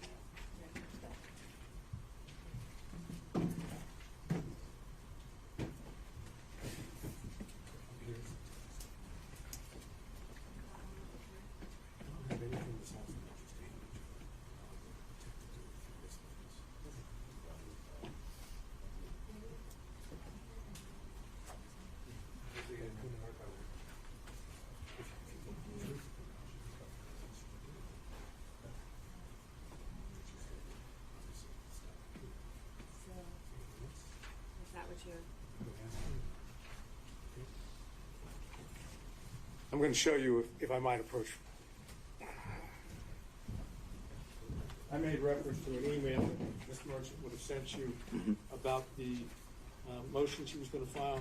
If you look at this, does this appear to be the email that you received? It's dated January the 6th, 2024 at 10:25 a.m. Yeah, I see it, the email, yes. That's the email that you received. Along with, obviously, the attachment, which is referenced. Yes. And then, did you respond to that email within the text message that I've just placed before you? Yes, I said looks good. So the answer is yes. Oh, yes, I did. Okay. And we'll mark this as another exhibit for Your Honor to look at.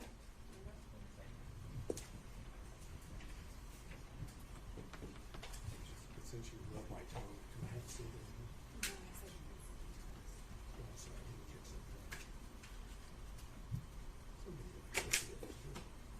Okay, I'm going to have these marked as 27. Okay? All right, so is it your position that what is reflected, let me hand it to you. Yeah. What's the court's rule? To ask or not to ask?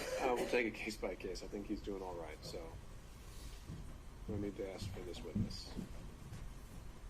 Is it your position that your response, which is the second page of Defense Exhibit 27, is based on a confidential or confidential communications that you had with Mr. Wade?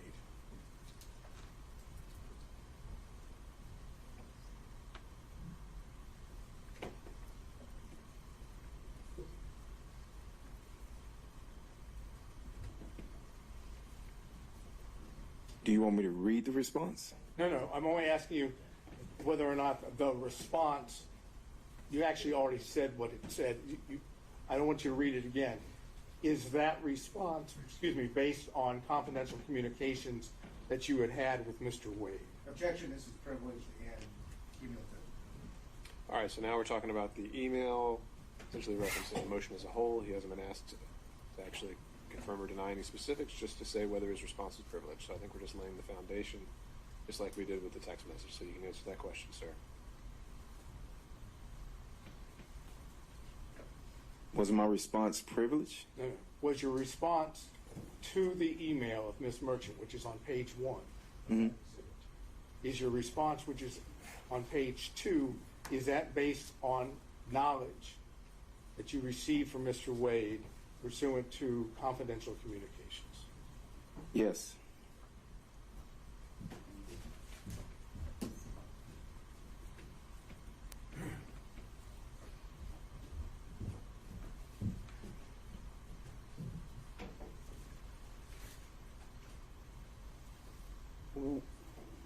Have you discussed with the district attorney's office this case, your purported testimony? Of my testimony? Yes. No. At all? No. No prep, no conversations, no nothing? No. Have you given your attorneys, for this matter, Did you give him permission to speak with the district attorney's office? Well, he can assert his own privilege, but that's kind of crazy. Is there a objection to be heard? Absolutely, this is Okay, privileged. sustained. Stay down. Next question. Do you know whether or not your attorney shared privileged information with the district attorney's office? No, I don't know what my attorneys shared or didn't share. I don't know if they even met.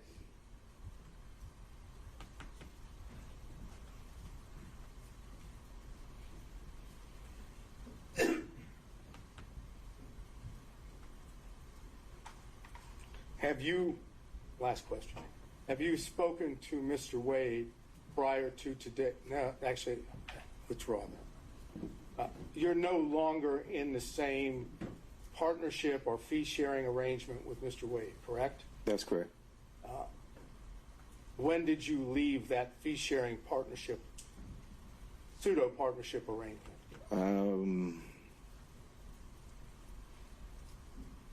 I don't remember the hard date, but maybe sometime like July, August of 2022, I think. Okay. And what was the reason for the partnership or the fee-sharing arrangements? What caused the separation? I wanted to leave and go out on my own. And that's the only reason?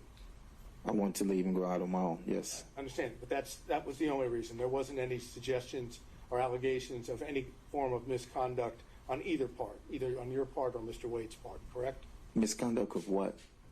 Trying not to get into specifics. Was there any allegations made of suspected misconduct on your part or on Mr. Wade's part? That's a fairly simple question.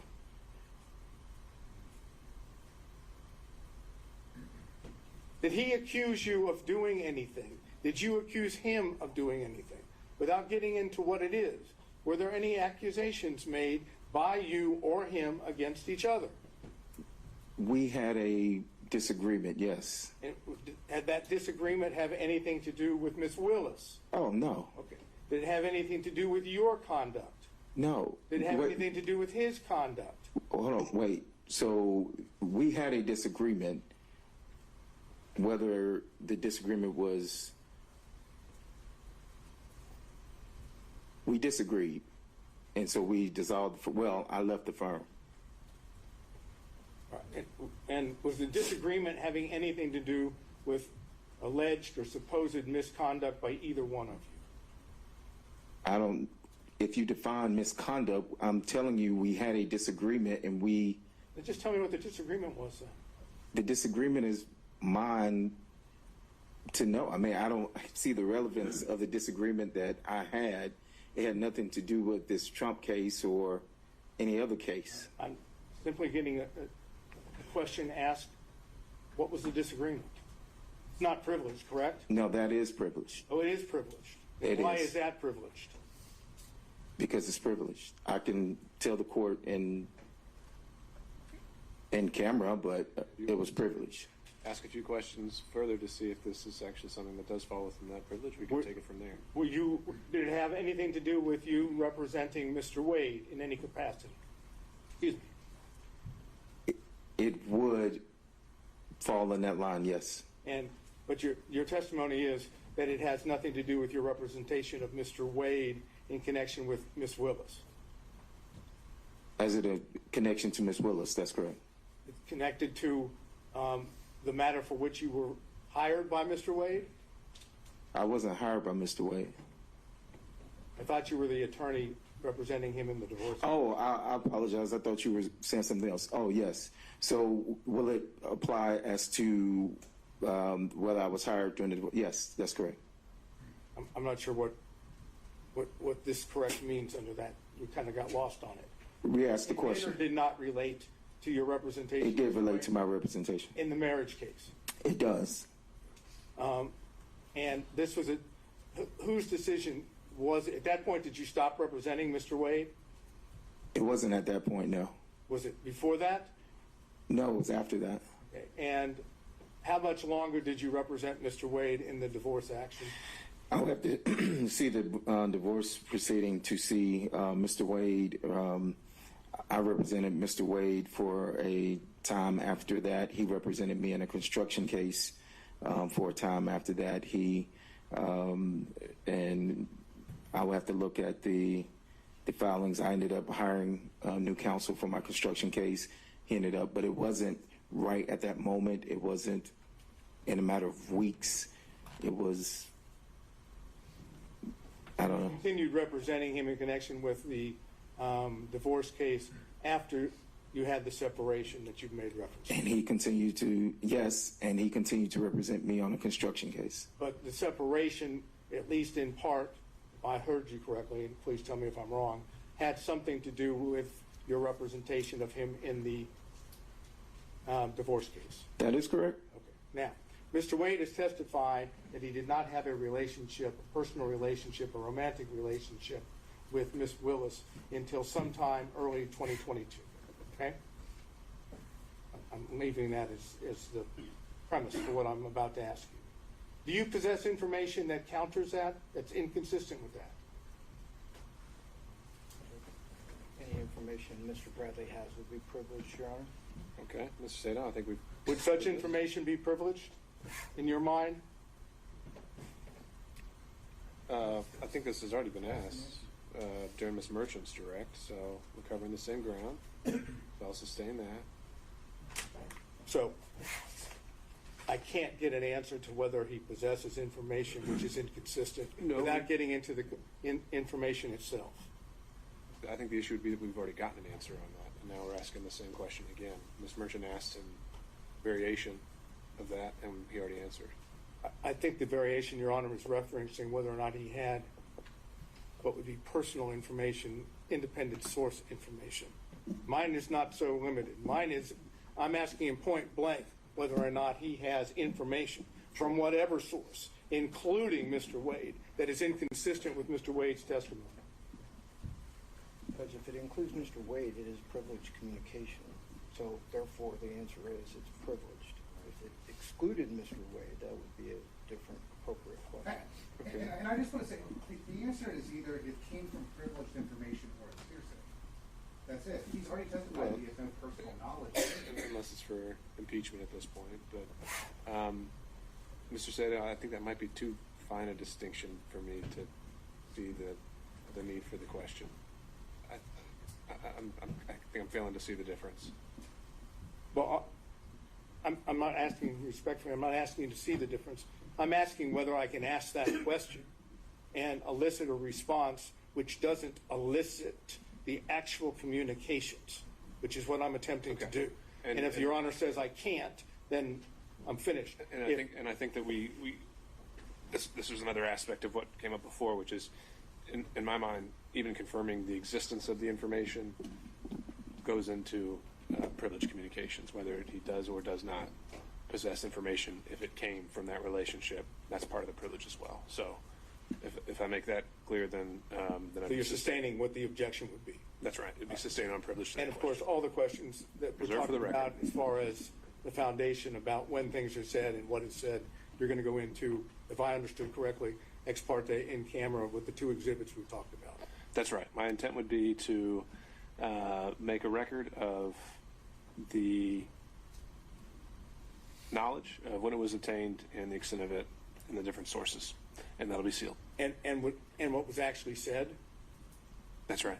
So I guess my question to the court before I sit down is, if hypothetically you learn through this in-camera ex parte examination that the information that this gentleman has through the attorney-client privilege is in fact inconsistent with what Mr. Wade testified to under oath, then the court is going to then make a determination of whether it can be used here or whether it just remains in the record sealed. So my intent would be to make the distinction of, from the in-camera hearing, if I still determine that everything is covered by privilege, then anything else that is said cannot go into the factual determinations or credible determinations that need to be made. And so just the issue of whether the privilege did or did not exist is preserved. So, again, just to follow through to make sure. So if the court knows that there's been a fraud upon the court through the lie of Mr. Wade, none of us are going to know that that in fact occurred, and the court's going to be in a position of making a determination on the motion, even though the court knows that it doesn't have all the information, truthful information.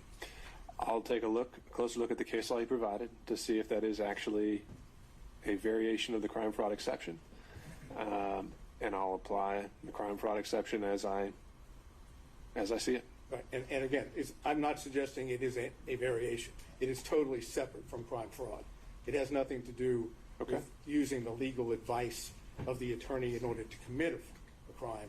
It's you go ahead and commit fraud or lie to the court when you fully know that someone, your attorney, has information which is counter or inconsistent with what you've testified to. And to that end, Mr. Sadout, that is something that you can, I mean, I've got this case from Ohio, but if you can find something more on point in Georgia before we schedule Other this than for the one I argument. gave you, The Coca-Cola one? the 1935 case. The Atlanta Bottling Company? I don't think I went that far. I think it just kind of said the sword and shield language, and it didn't go so far as to say that there's this alternative theory about fraud upon the court. But we can flesh that out in our research. I appreciate it. Thank you. Okay. Mr. Stockton. No question, Judge. Mr. Durham. No question, John. Mr. McDougald. No question, Your Honor. Mr. Rice. And a few questions,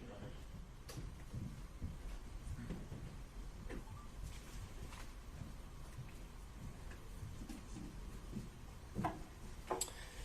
Mr. Bradley, you were counsel for Mr. Wade in the divorce case when the interrogatories were initially served on opposing counsel on or about December 27th of 2021, correct? That's correct.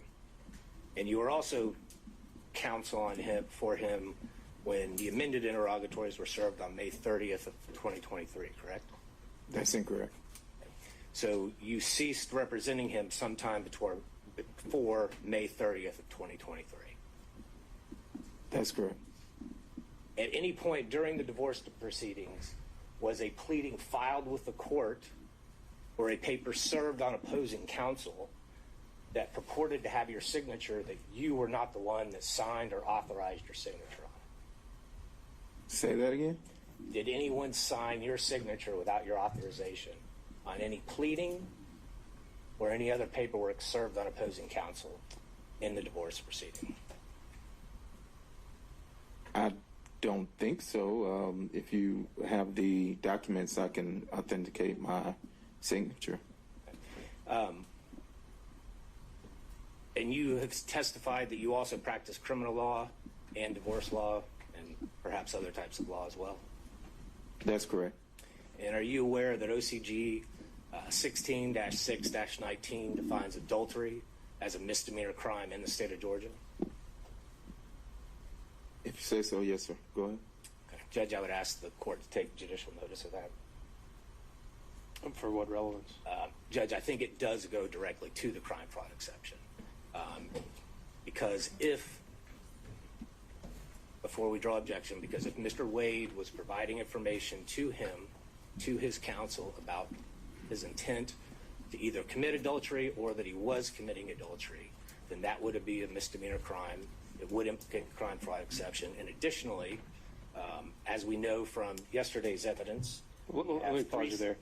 Isn't adultery, as a statute, just on its face, been found unconstitutional? You can't actually charge anyone with adultery anymore. It is still current in the Then it state. can't be a crime. It is still a current charge. Let's move on to that next argument. Additionally, Judge, with regard to the interrogatories, we have 3 different sets of interrogatories that were filed that came into evidence yesterday, 21, May of 23, December of 23, that contain false information. We also have the January of 24 that contains the invocation of privilege. So to the extent that this witness has information, both with the original interrogatories that were filed in December of 2021, and frankly with regard to the later ones, even though he wasn't counsel, that would be a false swearing and fraud on the court, which again is a criminal offense, and therefore the crime fraud exception would apply as well. Okay. Understood. No further questions, Okay, Mr. Gillen.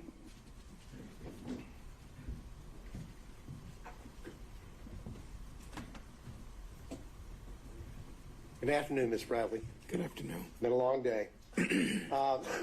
When did you sign your engagement letter with Mr. Wade to represent him in divorce proceedings?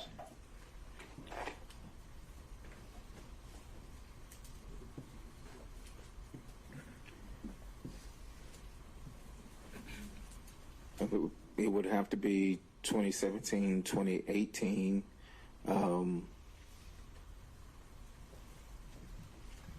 Same time frame, 2017, 2018. So did you sign or have signed an engagement letter to represent him, or are you just speculating? I can't recall. I mean, we were in a, we shared space. I can't recall if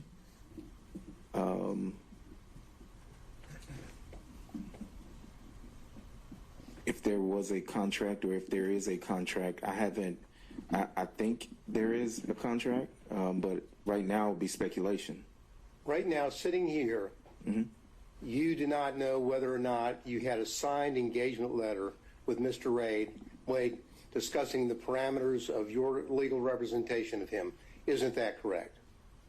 That's not correct. I mean, I can't say. I don't have my files or anything with me. Well, sitting here, you do not have specific recollection or knowledge that you even had an engagement letter to represent him. Isn't that right? I think I had an engagement letter, but I do not know specifically if I had an engagement letter. Well, when did you open a file? Did you open, when you represent someone, you open a file in your office? And when did you open the file on Mr. Wade? I am going to object to the relevance of this line of questioning. There has been no dispute by the attorney or the client that there was an attorney-client relationship. And so I object to the relevance of the circumstances under which that engagement began, because as Mr. Gillen knows, that's not a factor in determining whether there was a true attorney-client relationship. Well, Your Honor, it's not just up to Mr. Wade and Mr. Bradley, it's up to the court. I agree with you there, Mr. Gillen, and so I'll give you a little bit of leeway, but I don't think we could spend too much time on this. No, so okay, we'll see. Your Honor. Now, did you or did you not open a file in your law practice with Mr. Wade's name on it, yes or no?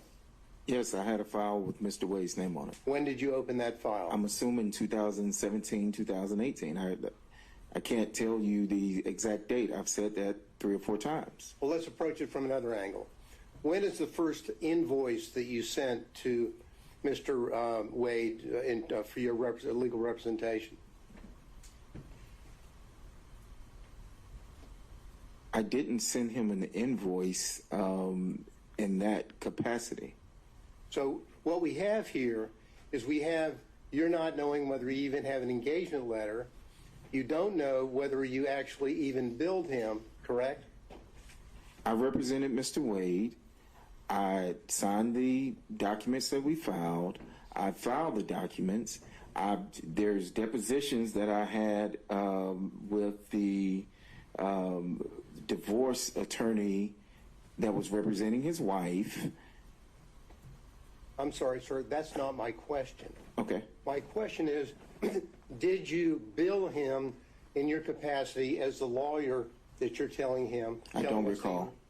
As a matter of fact, did you have any invoices where you billed him on an hourly basis? I don't recall. And the answer really is no, isn't it, sir? I don't recall. And the reason why it's no, isn't it, is because what happened is that you and Mr. Wade were in a law practice together, and it was a very small work environment, correct? It was a work environment, yes. A work environment where you and him would meet and talk literally every day, correct? Not every day, no. Well, almost every day. Not almost every day. I stated earlier that I ran one side of a practice. Mr. Wade did, and we rarely were there at the same time. I stated that earlier today. So, just give us totally how much money you got for representing Mr. Wade in this since 2017 or whenever you told us, up until you dropped off the case in 2023. I don't recall. Would the answer be zero? I do not recall. Well, you would know whether he got paid or not, wouldn't you, sir? I do not recall. So you don't recall whether you as an attorney got a single dollar to represent Mr. Wade, correct? That's correct. Because you really did it as a friend, didn't you? No, I did it as an attorney. Well, an attorney that wasn't being paid. You were doing it pro bono for a friend, weren't you? I'm going to object to asking answer. All right. So I'm going to sustain that, Mr. Gillen. I think the law is clear that money doesn't even have to change hands for that relationship. And I'm making a finding based on the evidence that's already been presented, namely the fact that he signed pleadings, attended depositions on Mr. Wade's behalf, that attorney-client relationship did exist Well, at some okay, point. Your Honor, I was just laying the foundation to the circumstances in terms of the non-billing from the 2017 period and whether there was really an attorney-client privilege there. That's what I was trying to do. Okay. If the dispute is just when it occurred, you can try to hone in on that. But the questions I've heard so far are more from a you were never paid ever, it's from a overall angle. Well, from 2017 until November of 2021, you didn't receive a dollar from Mr. Wade for your supposed or your representation of him, correct? I don't have the file in front of me, and I do not recall. Okay. And the reality of it is, as I mentioned or asked you a few minutes ago, is that it was a small firm, and you were doing him as essentially a favor as a friend and as a law partner, correct? No, I was representing him as an attorney. Were we in the practice together? Yes. And were we, or are we friends? I mean, we were friends at the time, yes. Well, you were friends and law partners, correct? Yes. And in a small firm, and I know because I'm in a small firm, people will sit around the office and talk about their social life and what they're doing, correct? Correct? If that happens in your small firm, yes, yes. Well, that doesn't happen, or did it happen in your small firm? The witness has been asked very specific questions about conversations about socialization, and we've gone on through it, so I think this is asking answer. All right, I'll let him answer this one question. Overruled. Repeat the question. Well, did you in your small firm have occasion to where people would sit around and socialize and talk about what was going on in their lives as opposed to merely talking about the law? Yes. And you had those conversations with Mr. Wade as a friend on a social basis, didn't you? I assume Objection is going back into the privilege communication. Not yet, but it might. I assume, yes, we talked about sports. We talked about, sports a whole lot. You talked about life and about what was going on in your life and what was going on in his life, right? Right? Sometimes, very rarely, yes, sometimes. And that is what you do in a small work environment when you know people very well and you do favors for them, correct? I'm going to object. Yeah. Questions? All right. Sustain. Next question, Mr. Gillen. Now, in that capacity, didn't you have discussions with Mr. Wade about what was going on in his social life that had nothing to do with him asking you legal advice? Objection, to be more specific.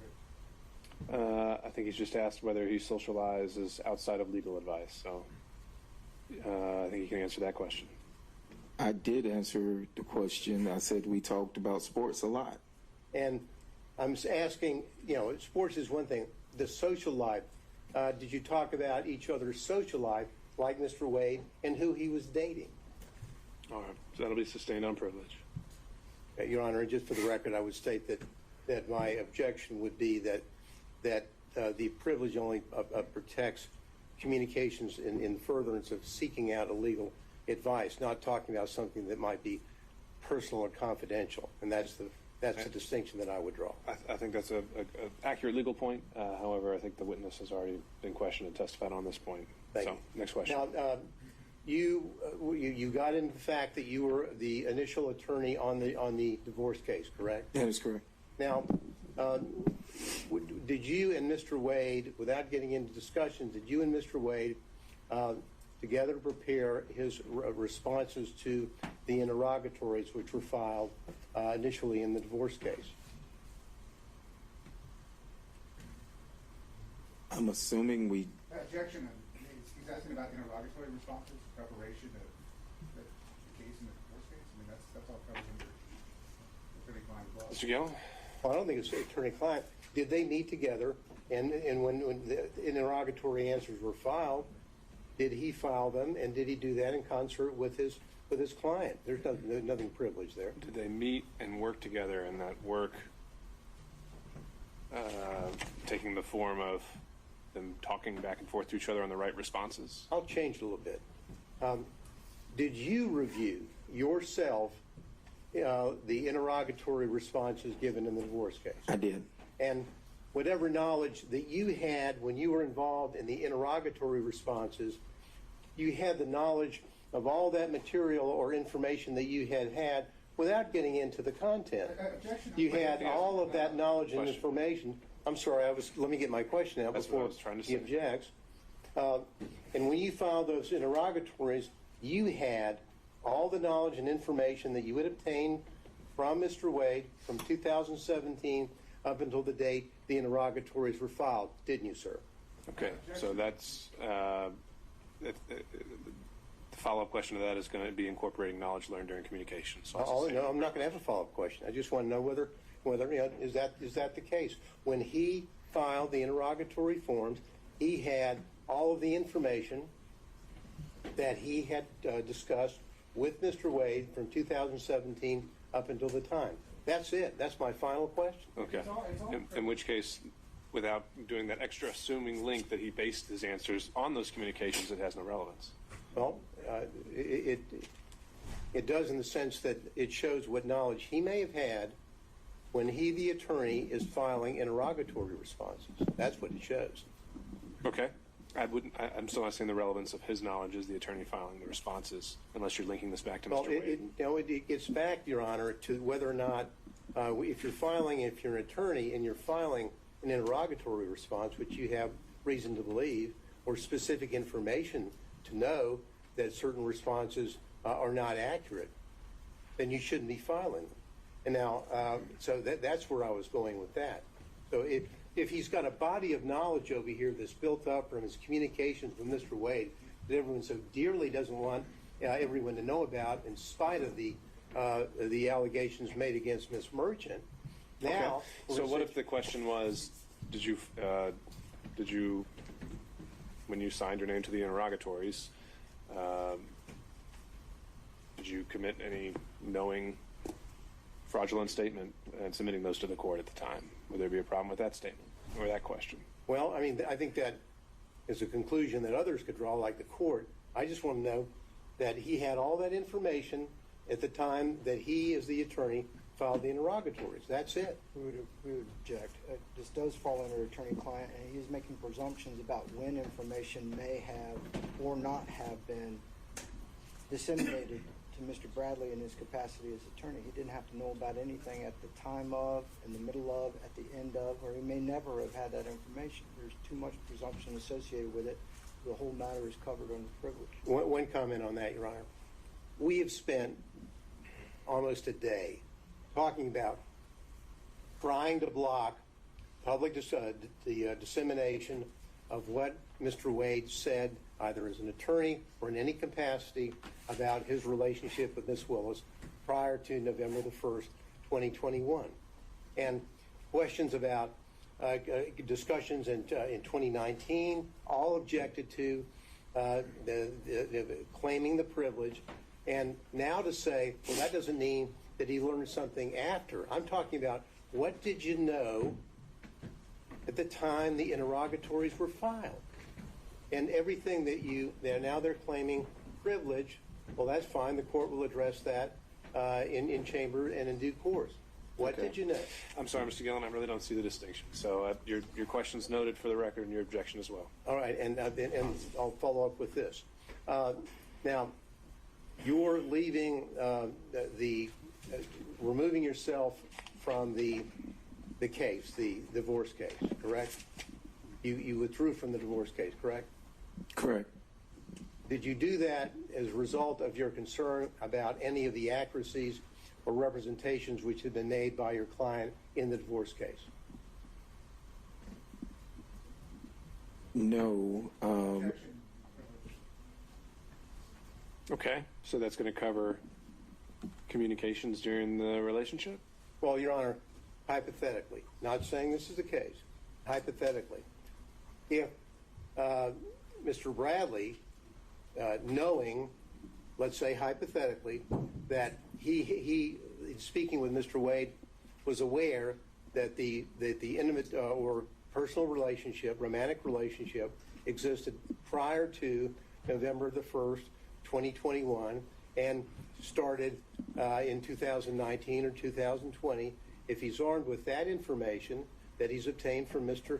Wade, but Mr. Wade would want to insist on responding to interrogatories which were contrary to the information that Mr. Bradley would have, then I'm asking him whether he took steps as an attorney to say, I cannot be a part of that or countenance that, therefore I'm withdrawing from the case. Sure. I still see that as covering their communications. So I'll sustain that objection. All right. Well, thank you, Your Honor. That's all I have. Okay. Thank you, Mr. Gill. Thank you. Mr. Kucherov, are you still with us?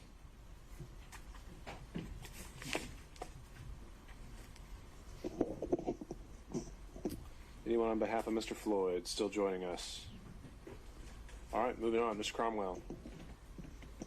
Just two brief questions, Your Honor. I think everybody's exhausted with this line of question, right? We're going, Mr. Bradley. When did you withdraw from Mr. Wade's divorce case? I don't have it in front of me. I don't have the file. Was it sometime in 2023? No, it would have probably been, 2023. See, I left in 2022. It could have been anywhere between July of 2022 and maybe December of. It wasn't. I don't have the accurate date, but it wasn't when I left, and it wasn't. Make it easier for you. All right. You were not his divorce lawyer at the time the interrogatory responses were filed in May of 2023. Is that true? Oh, no, I was not. Okay, yes. And as of today's date, Mr. Wade is still a married man. Would you agree? I haven't kept up with the divorce proceedings, but I think they're still open. Okay. So, and if they're still open, that means he's still a married man. Yes, that's correct. So if the fact that in a pleading there is a reference to the marriage is irretrievably broken, that doesn't mean the marriage ends, does it? I guess you have to ask the judge that's handling the case. Well, it doesn't end until there's actually a divorce decree signed by a judge. Would you agree? I would agree. All right. Thank you. Okay, Ms. Cross, were you taking? I am, Your Honor. I'm going to have a minute. My cross-examination might be a long one. So we can go for about an hour and a half. I have just a 5-minute break. Sure. All right. We'll be back in 5.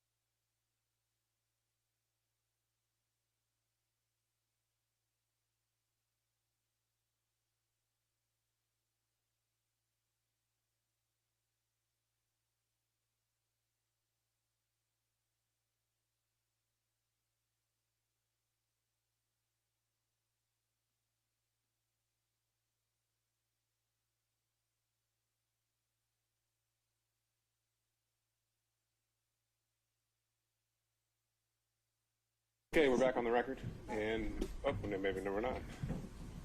We can get Mr. Bradley back.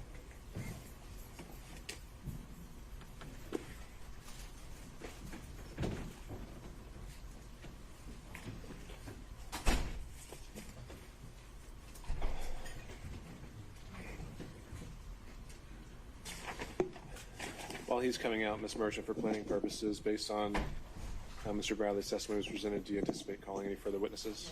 All right. This is made out had a copy of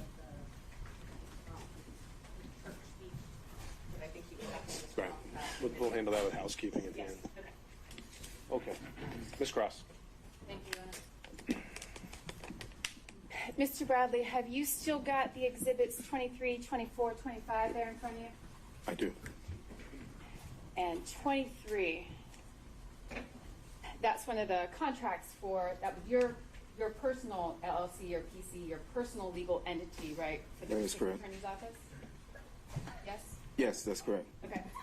And I understood your testimony to be that any income that came into the partnership, when I say partnership, let me be more specific. You had an individual legal entity. Mr. Campbell had an individual legal entity. Mr. Wade had an individual legal entity. But y'all had a partnership agreement, right? Yes, but we didn't have that the entire time. There was Yes. a period of time that we've been talking, or that we had talked about in 2022 prior to you leaving the firm, that there was an actual entity for the three of you, correct? That is correct. And that was roughly during the time period where y'all bought a building together. Yes, correct. And it made things simpler, or for whatever reason, you decided at that time that a joint entity made sense to own that building, right? Correct. Okay. All right, but those contracts there, they're not with the joint entity, correct? No, they're not. Those are all with you individually, is that right? Can you take a look at 23, 24, and 25? Yes. They're all with you individually? Yes. Okay. 23, what's the hourly rate that you were being compensated? That was a first appearance? 23 is the, I don't think, no, 23 is not the first appearance. 23 is the taint, it says. What's the hourly rate on that contract? 150 an hour. 150 an hour? All right. So the 150 an hour, the way I understand you all shared profits was you'd get 50, Mr. Campbell get 50, Mr. Wade get 50, and then y'all pay expenses jointly as well, correct? Correct. All right. What about exhibit number 24?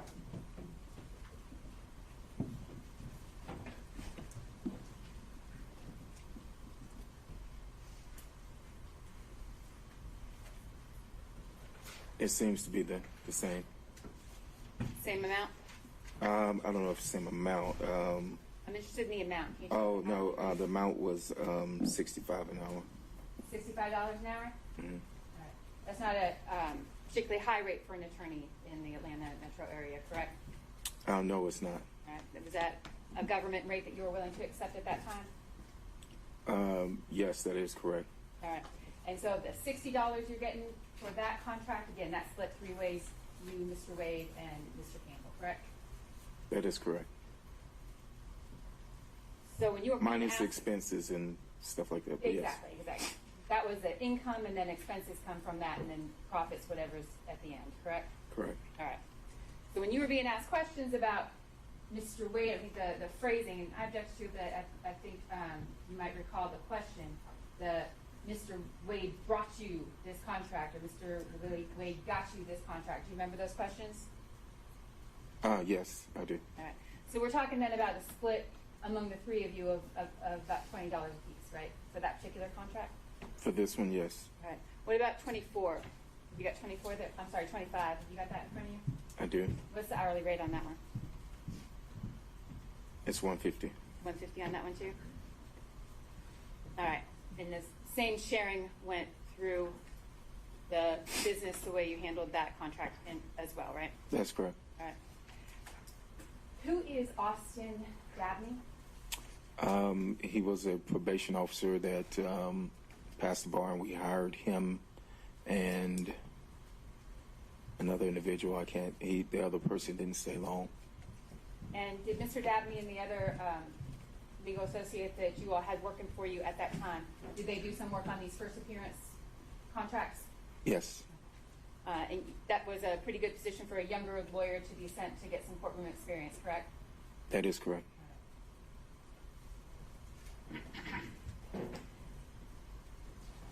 In 2020, you're aware that Mr. Wade had a serious illness during that time? I'm aware. And you and Mr. Wade, I think you described your relationship in a lot of details earlier about specific circumstances. But you were business partners in, let's say, up till the time you left in summer 2022, correct? That is correct. You were business partners up until that time? Yes, I said yes, that is correct. Okay. And while you didn't socialize together frequently, you considered yourself a friend of Mr. Wade at that time? Yes, we were friends at that time, yes. All right. You are no longer business partners. That is correct. You are no longer friends.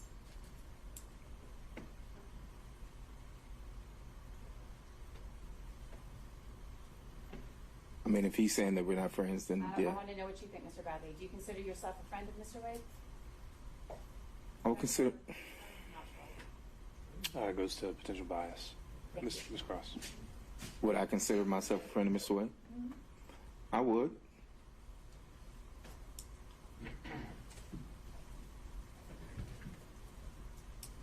You were asked questions, Mr. Bradley, about the circumstances under which you left the firm. Do you recall those questions?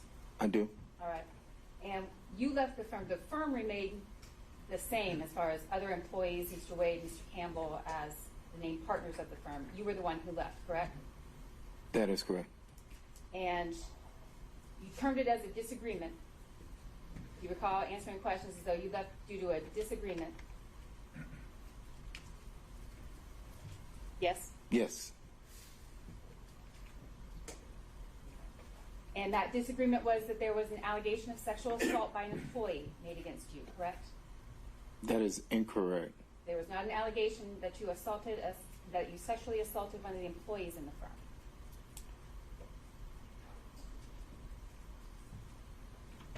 That is incorrect, but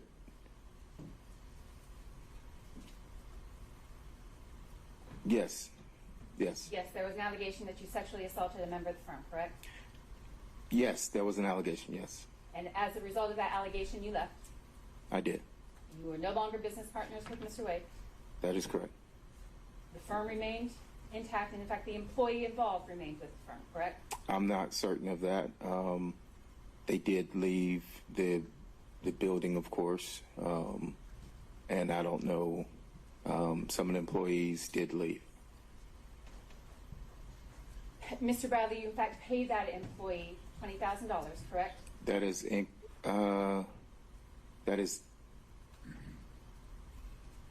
incorrect as far as what was.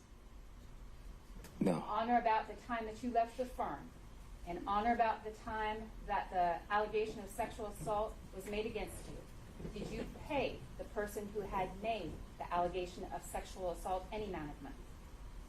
There was money left in an escrow that belonged to me. I don't know what that amount was.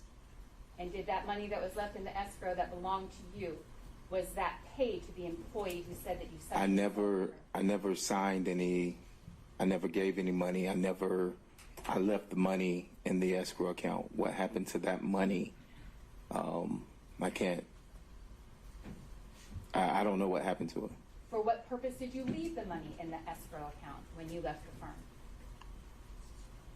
I left the money in the escrow account. For what purpose, sir? There was no purpose. You just left the money in the escrow account? Yes. If there's no connection to the money you left in the escrow account and the allegations of sexual assault that an employee of your firm made against you, why was it that you brought to my attention, or why did you respond the way you did about money in an escrow account when my question was, did you pay this employee any money? I didn't hand any money It was money from an escrow account, to my knowledge. To your knowledge, where did the money in the escrow account go? To the employee. To that employee.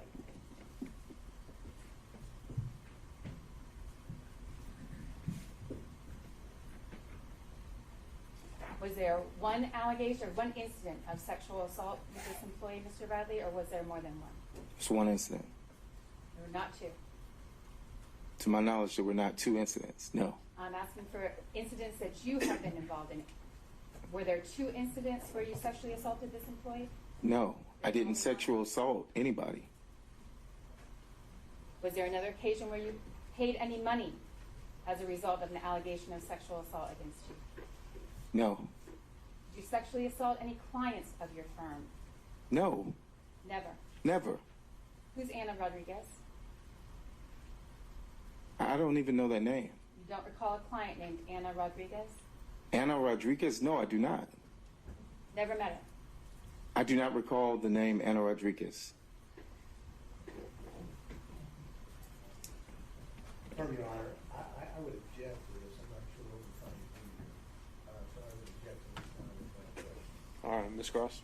Right, this clearly goes to the bias that the witness has towards Mr. Wade and other individuals, his motive in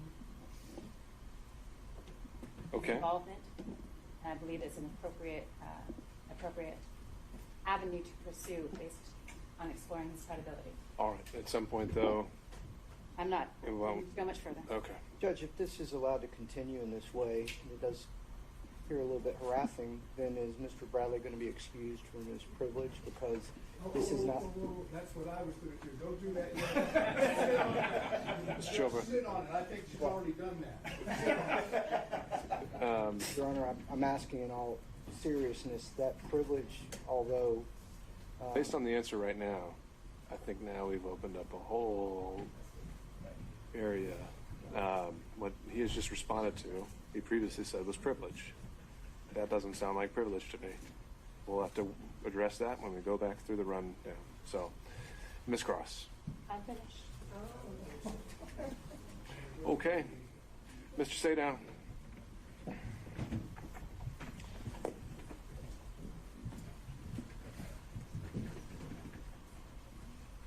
You were accused by Mr. Wade of misconduct in the course of your representation of Mr. Wade, correct? I was not accused by Mr. Wade, no. Who accused you? Did Mr. Wade not, based on the questions we were just asked, did Mr. Wade not bring to your attention these sexual assault allegations?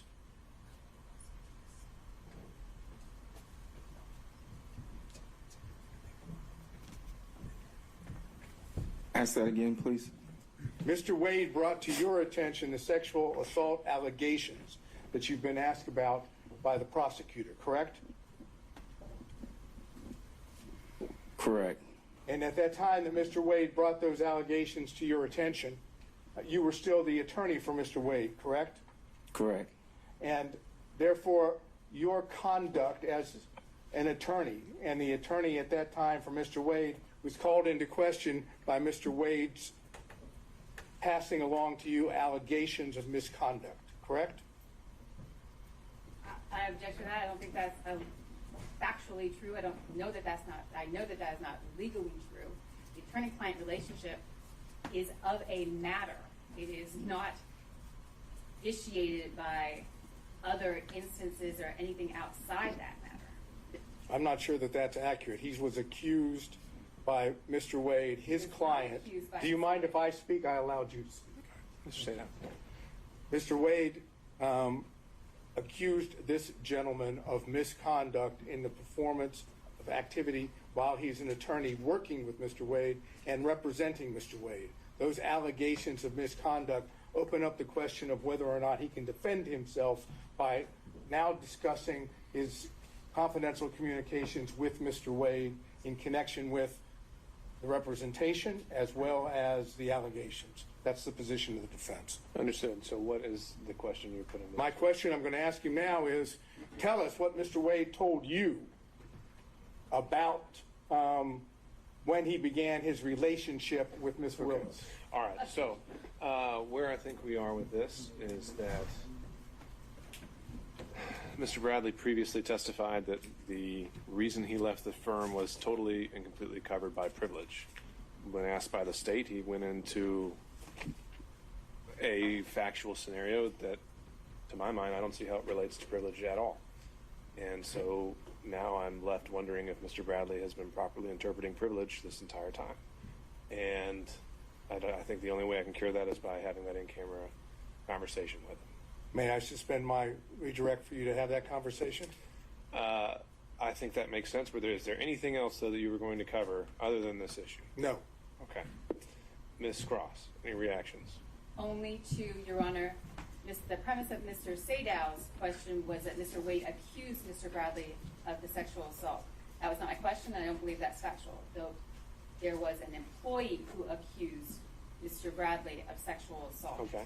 But regardless, though, the point is that the circumstances of his departure from the firm, from what I've now heard, had nothing whatsoever to do with his representation of a divorce. Is that fair? My question, I believe the testimony has been that the circumstances of Mr. Bradley leaving the firm were related, I can't say how much, but certainly in a large part, based on the allegation of sexual assault that was made against him by an employer. Sure. And his previous testimony was that that was totally covered by privilege. Yes, he lied. Okay. All right. Other than this issue, which I think we've covered at length, was there any other questions based on Ms. Cross's examination from other defense counsel? Okay. No, Your Honor. All right. With that understanding, can this witness be excused, Ms. Mershon? All right. So, Mr. Bradley, I would ask, I don't know if we may be able to do it today. If we I'm can. sorry, Judge, I think I could excuse him. Mr. Segal had reserved the rest of his cross for after you confirmed the privileges. Right. What I'm about to say, just logistically, is what I'm trying to do is, if we can conclude this hearing with the exception of that in-camera hearing, we end for today. And if, as a result of that in-camera hearing, that I learn that we need to reopen the evidence, then that's what I'll do. So to that end, I can give Mr. Bradley instructions that he's to report back if upon order of the court. But otherwise, is there anything further the parties need from him today? Not from him, but I wanted to get those same. I know there's other housekeeping things and things we need to do. And based on his testimony, we do have another witness, Your Honor. It doesn't involve Mr. Bradley Right. requiring to be here. Okay, so now the state does have another witness. I do. Okay. All right. In that instance, okay, Mr. Bradley, you can step down, sir. However, I'm giving you the order to stay in touch with your attorney, and then we're going to have to find a time to meet again and go into an in-camera session. Do you understand, sir? I do. Okay. All right. Thank you, sir. You can step down. Ms. Chopra, do you have a card for me? I do, Your Honor. Okay. At least I hope I do.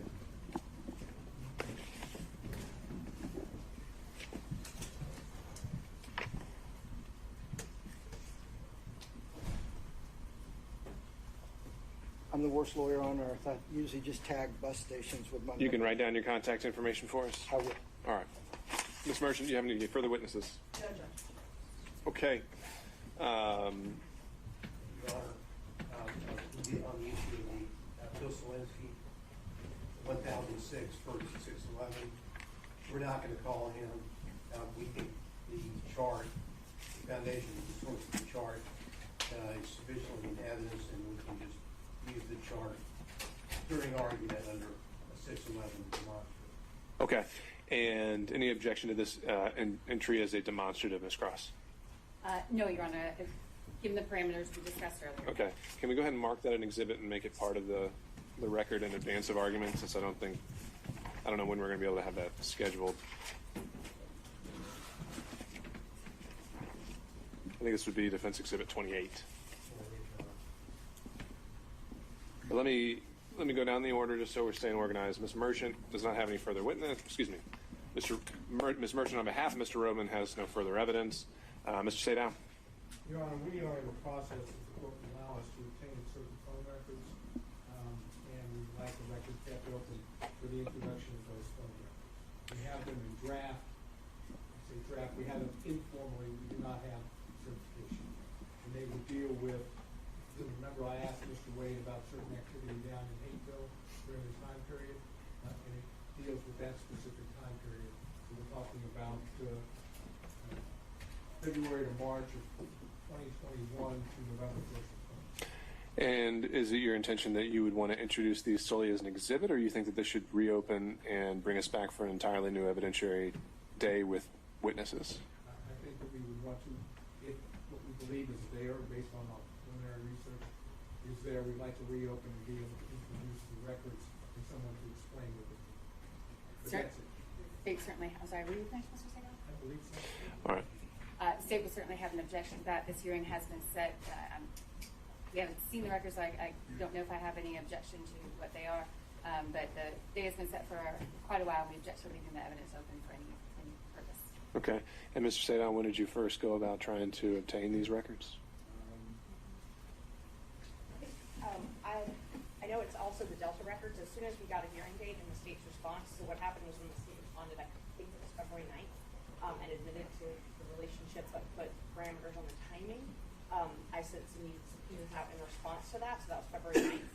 Problem is, Delta, AT&T, all these folks aren't super fast about that. And so I know Delta, we're also waiting, I wanted to remind the court, waiting for those records to be submitted again. And AT&T actually emailed me these phone records yesterday morning on the way to court. Okay. All right. Any further exhibits that are self-authenticating? If counsel are able to provide those, obviously serve those on opposing counsel, and then before sending them over to us, let us know whether they would be tendered with or without objection, just purely on authentication or hearsay issues or relevance. We can make those part of the record, and I'll reserve whether this reopens a full hearing format. But the exhibits themselves, I'm willing to have come into the part of the record, but there will be a cutoff point very soon, as soon as we schedule argument. All right. Any other evidence, Mr. Sadow, then? No, Your Honor. So that would be cell records. Mr. Stockton, any evidence? All right. Mr. Durham, if you're still with us. No, Your Honor. All right. Mr. McDougald? Certified copies I mentioned to Your Honor yesterday, Your Honor. Okay. And why don't you lay those out for the record?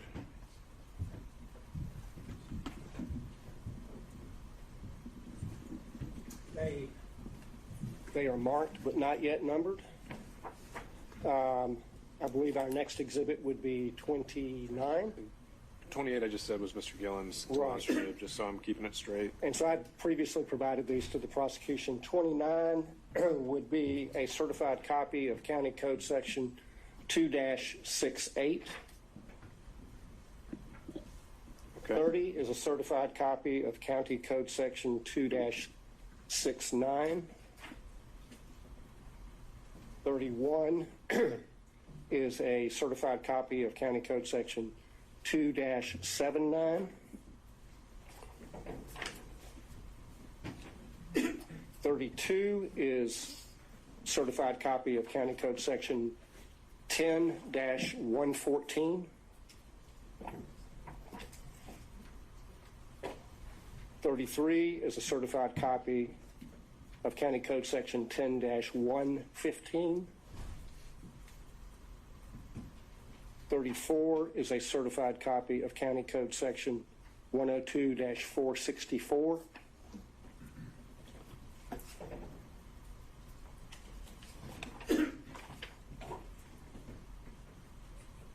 35 is a certified copy of County Code Section 102-465. 36 is a certified copy of County Code Section 102-466. And 37 is a certified copy of a emergency motion by non-party deponent for protective order filed on behalf of D.A. Willis in the Wade divorce case. Okay. Ms. Cross, objection to defense exhibits 32 through 37. I object to their relevance, and I will take I will take opposing counsel's representation that the pleading is complete and accurate as it was filed, and object to the relevance of that as well, but not the authentication. Okay. All right. We'll note the objection for the record, and we'll admit them for whatever weight they're due. So defense exhibits 32 through 37 are admitted. If you could hand those to Madam Court reporter. Any further evidence, Mr. McDougall? No. Okay. Mr. Rice? No, Your Honor. Mr. Gillen? The demonstrative 38 or 28? Okay, and do you have a physical copy for us already? Great. All right, do we still have Mr. Kucherov with us on Zoom, or anyone else on behalf of Mr. Floyd? He's not on any longer? All right, I'm being informed that he dropped off Zoom, and so I'll make a finding that he voluntarily has absented himself from this hearing. Mr. Cromwell? No evidence, John. Okay. Ms. Cross, back to you. If the defense presentation of evidence is done, I'd ask that all of the witnesses who had been subpoenaed but not called now be released. I think that's fair. Ms. Merchant, any reason to hold on any of those witnesses? Okay. And the state has 2 short witnesses, and that's it. Okay, you may call your next witness, Ms. Cross. Next witness for the state is Austin Dabney. These witnesses are going to be Impeach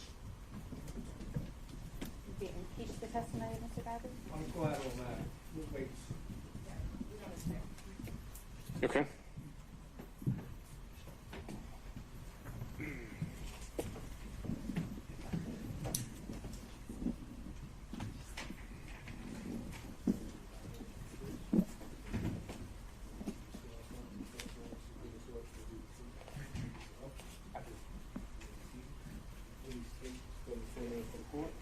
Yes, my name is Austin Dabney. That's AUSTIN DABNEY. Good afternoon, Mr. Dabney. Good afternoon. I want to direct your attention. Well, first of all, how are you employed? I am employed right now. I have my own firm. You're a lawyer and you've got your own law firm? That's correct. All right. I want to direct your attention to 2000 and 2021, 2022. What was your employment at that time? Yes, I was employed with the Wade Bradley Campbell firm. And that's Nathan Wade, Terrence Bradley, and Chris Campbell? That's correct. All right. And what did you do in that firm? I was an associate attorney. All right. And don't need a whole lot of detail, but generally speaking, who in the firm did you work for? What kind of matters did you handle? Well, I believe I worked for all of them equally. They would all give me tasks to do, which court dates to go to, what cases to work on.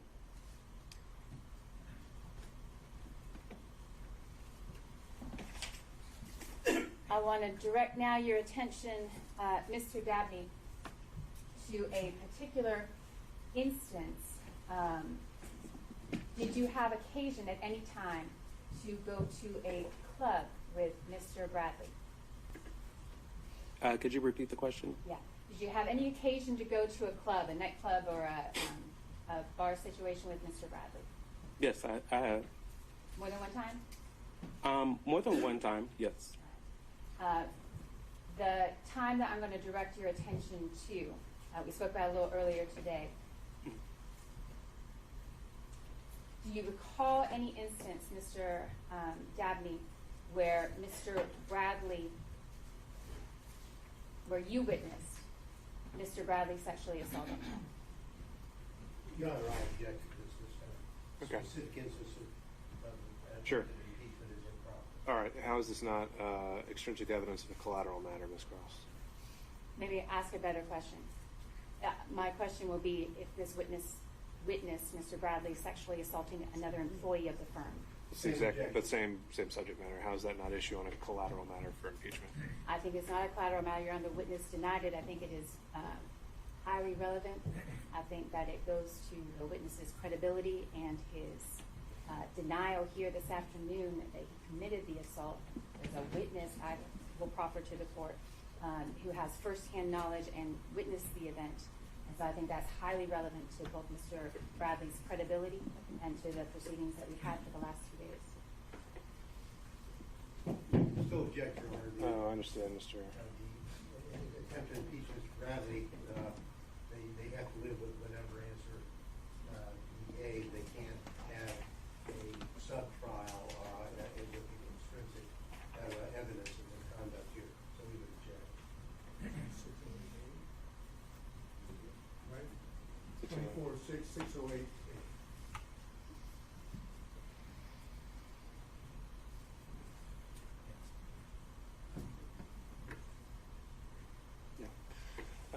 Ms. Cross, under 608, I don't see how this isn't well beyond the core facts at issue. I think you confronted with him. I think he answered them as he saw fit. An argument can be made as a result, but to go down a whole mini trial on whether he did or did not do this and circumstances of his leaving the firm, I don't see how that gets past 608.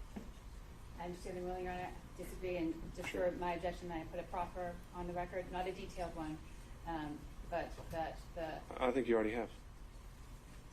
I'd like to, with the court's permission, I'd like to make it clear that the sexual assault I'm referring to was the same employee that I asked Mr. Bradley about. I just wanted that to be clear.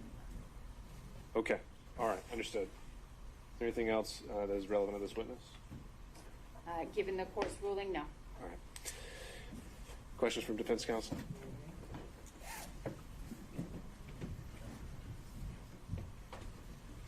Good afternoon, sir. Good afternoon.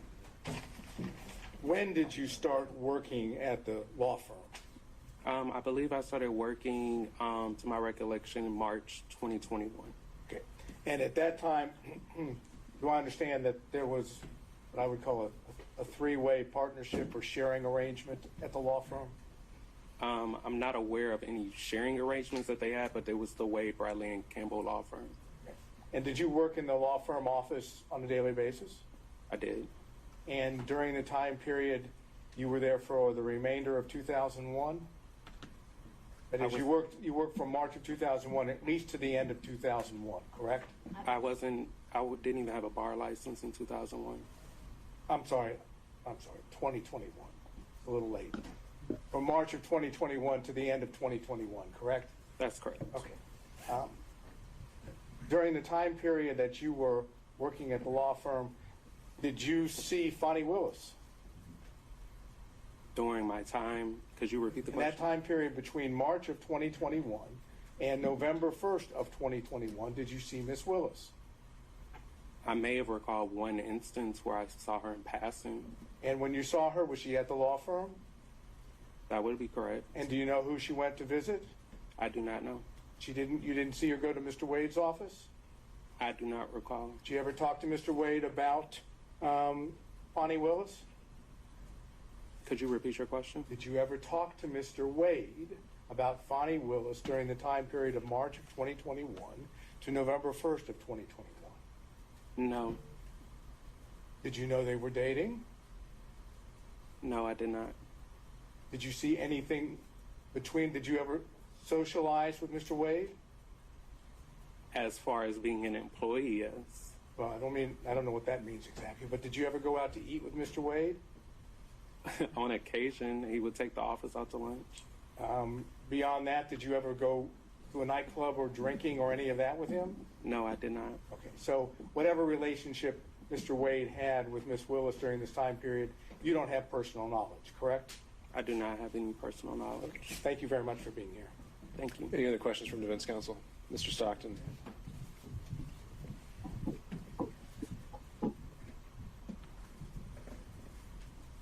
When you started in March of 21, was that just you gave them a resume and started working there? I don't understand your question.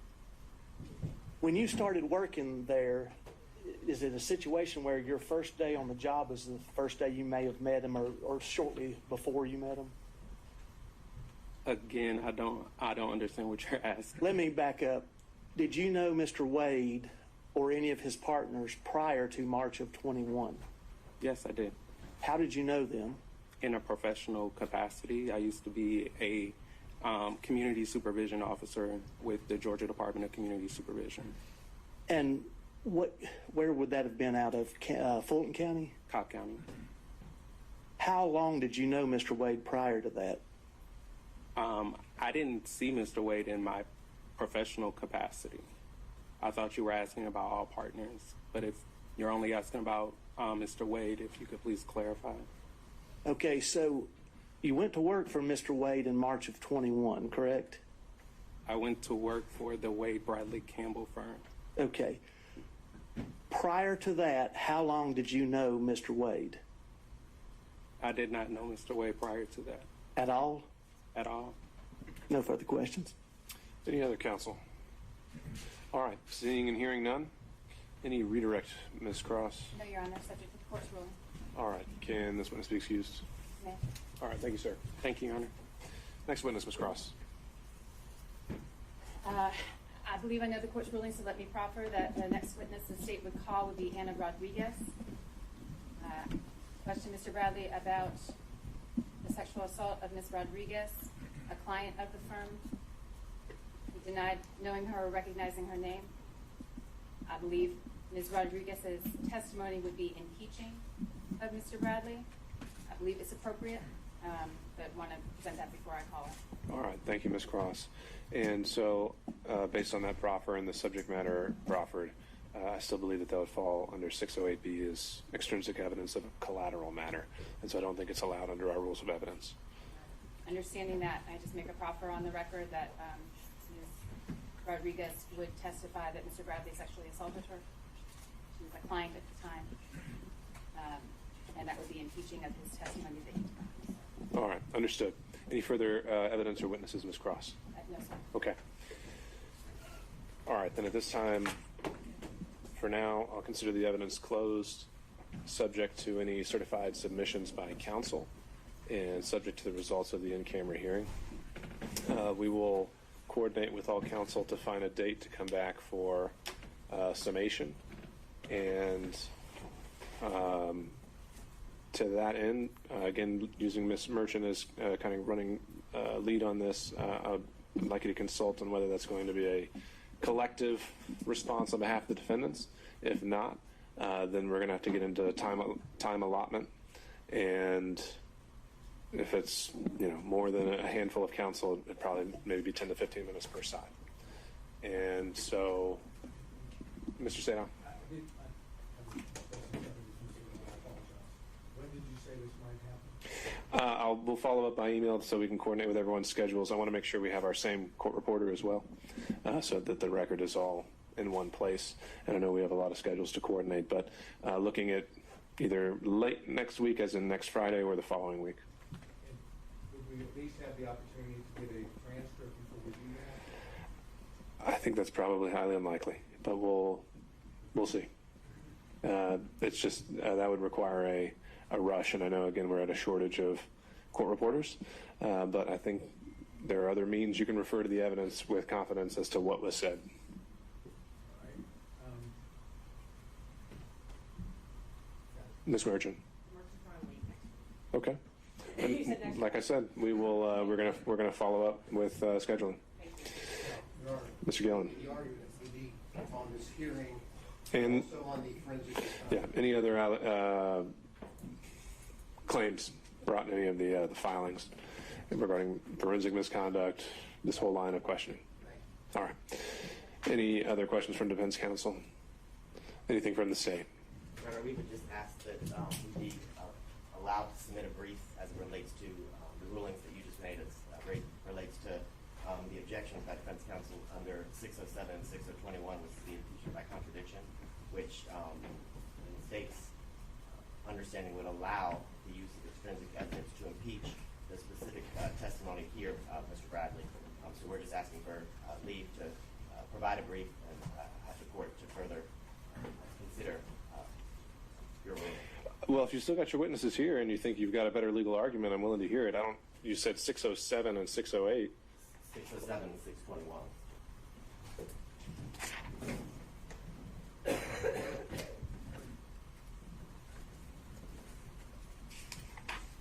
Okay, I see 621 and I see 608. And in both of those instances, they allow testimony that related to the testimony of another witness here, Mr. Bradley, that we can prove this is patently false, as he testified that he didn't commit a sexual assault and that he didn't pay off witnesses and things of that nature. Okay, and how do you get around 608B's prohibition on extrinsic evidence of collateral matters? Both 607 and 621 allow the use of extrinsic evidence to specifically impeach facts known to be false. But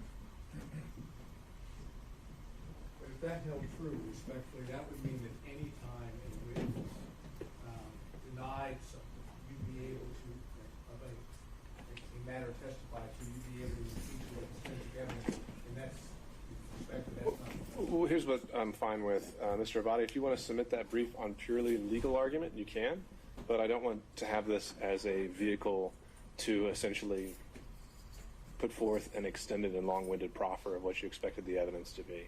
So if you think I've made a legal error on that point, feel free to brief it, and we can reopen the hearing if that's legally invalid. Okay? All right. Mr. Chopra, is your client still here? I believe so, Your Honor, but I'm sorry. They went in the That's fine. If he is still here, let's relocate to the jury room. Okay. We will be adjourned for today.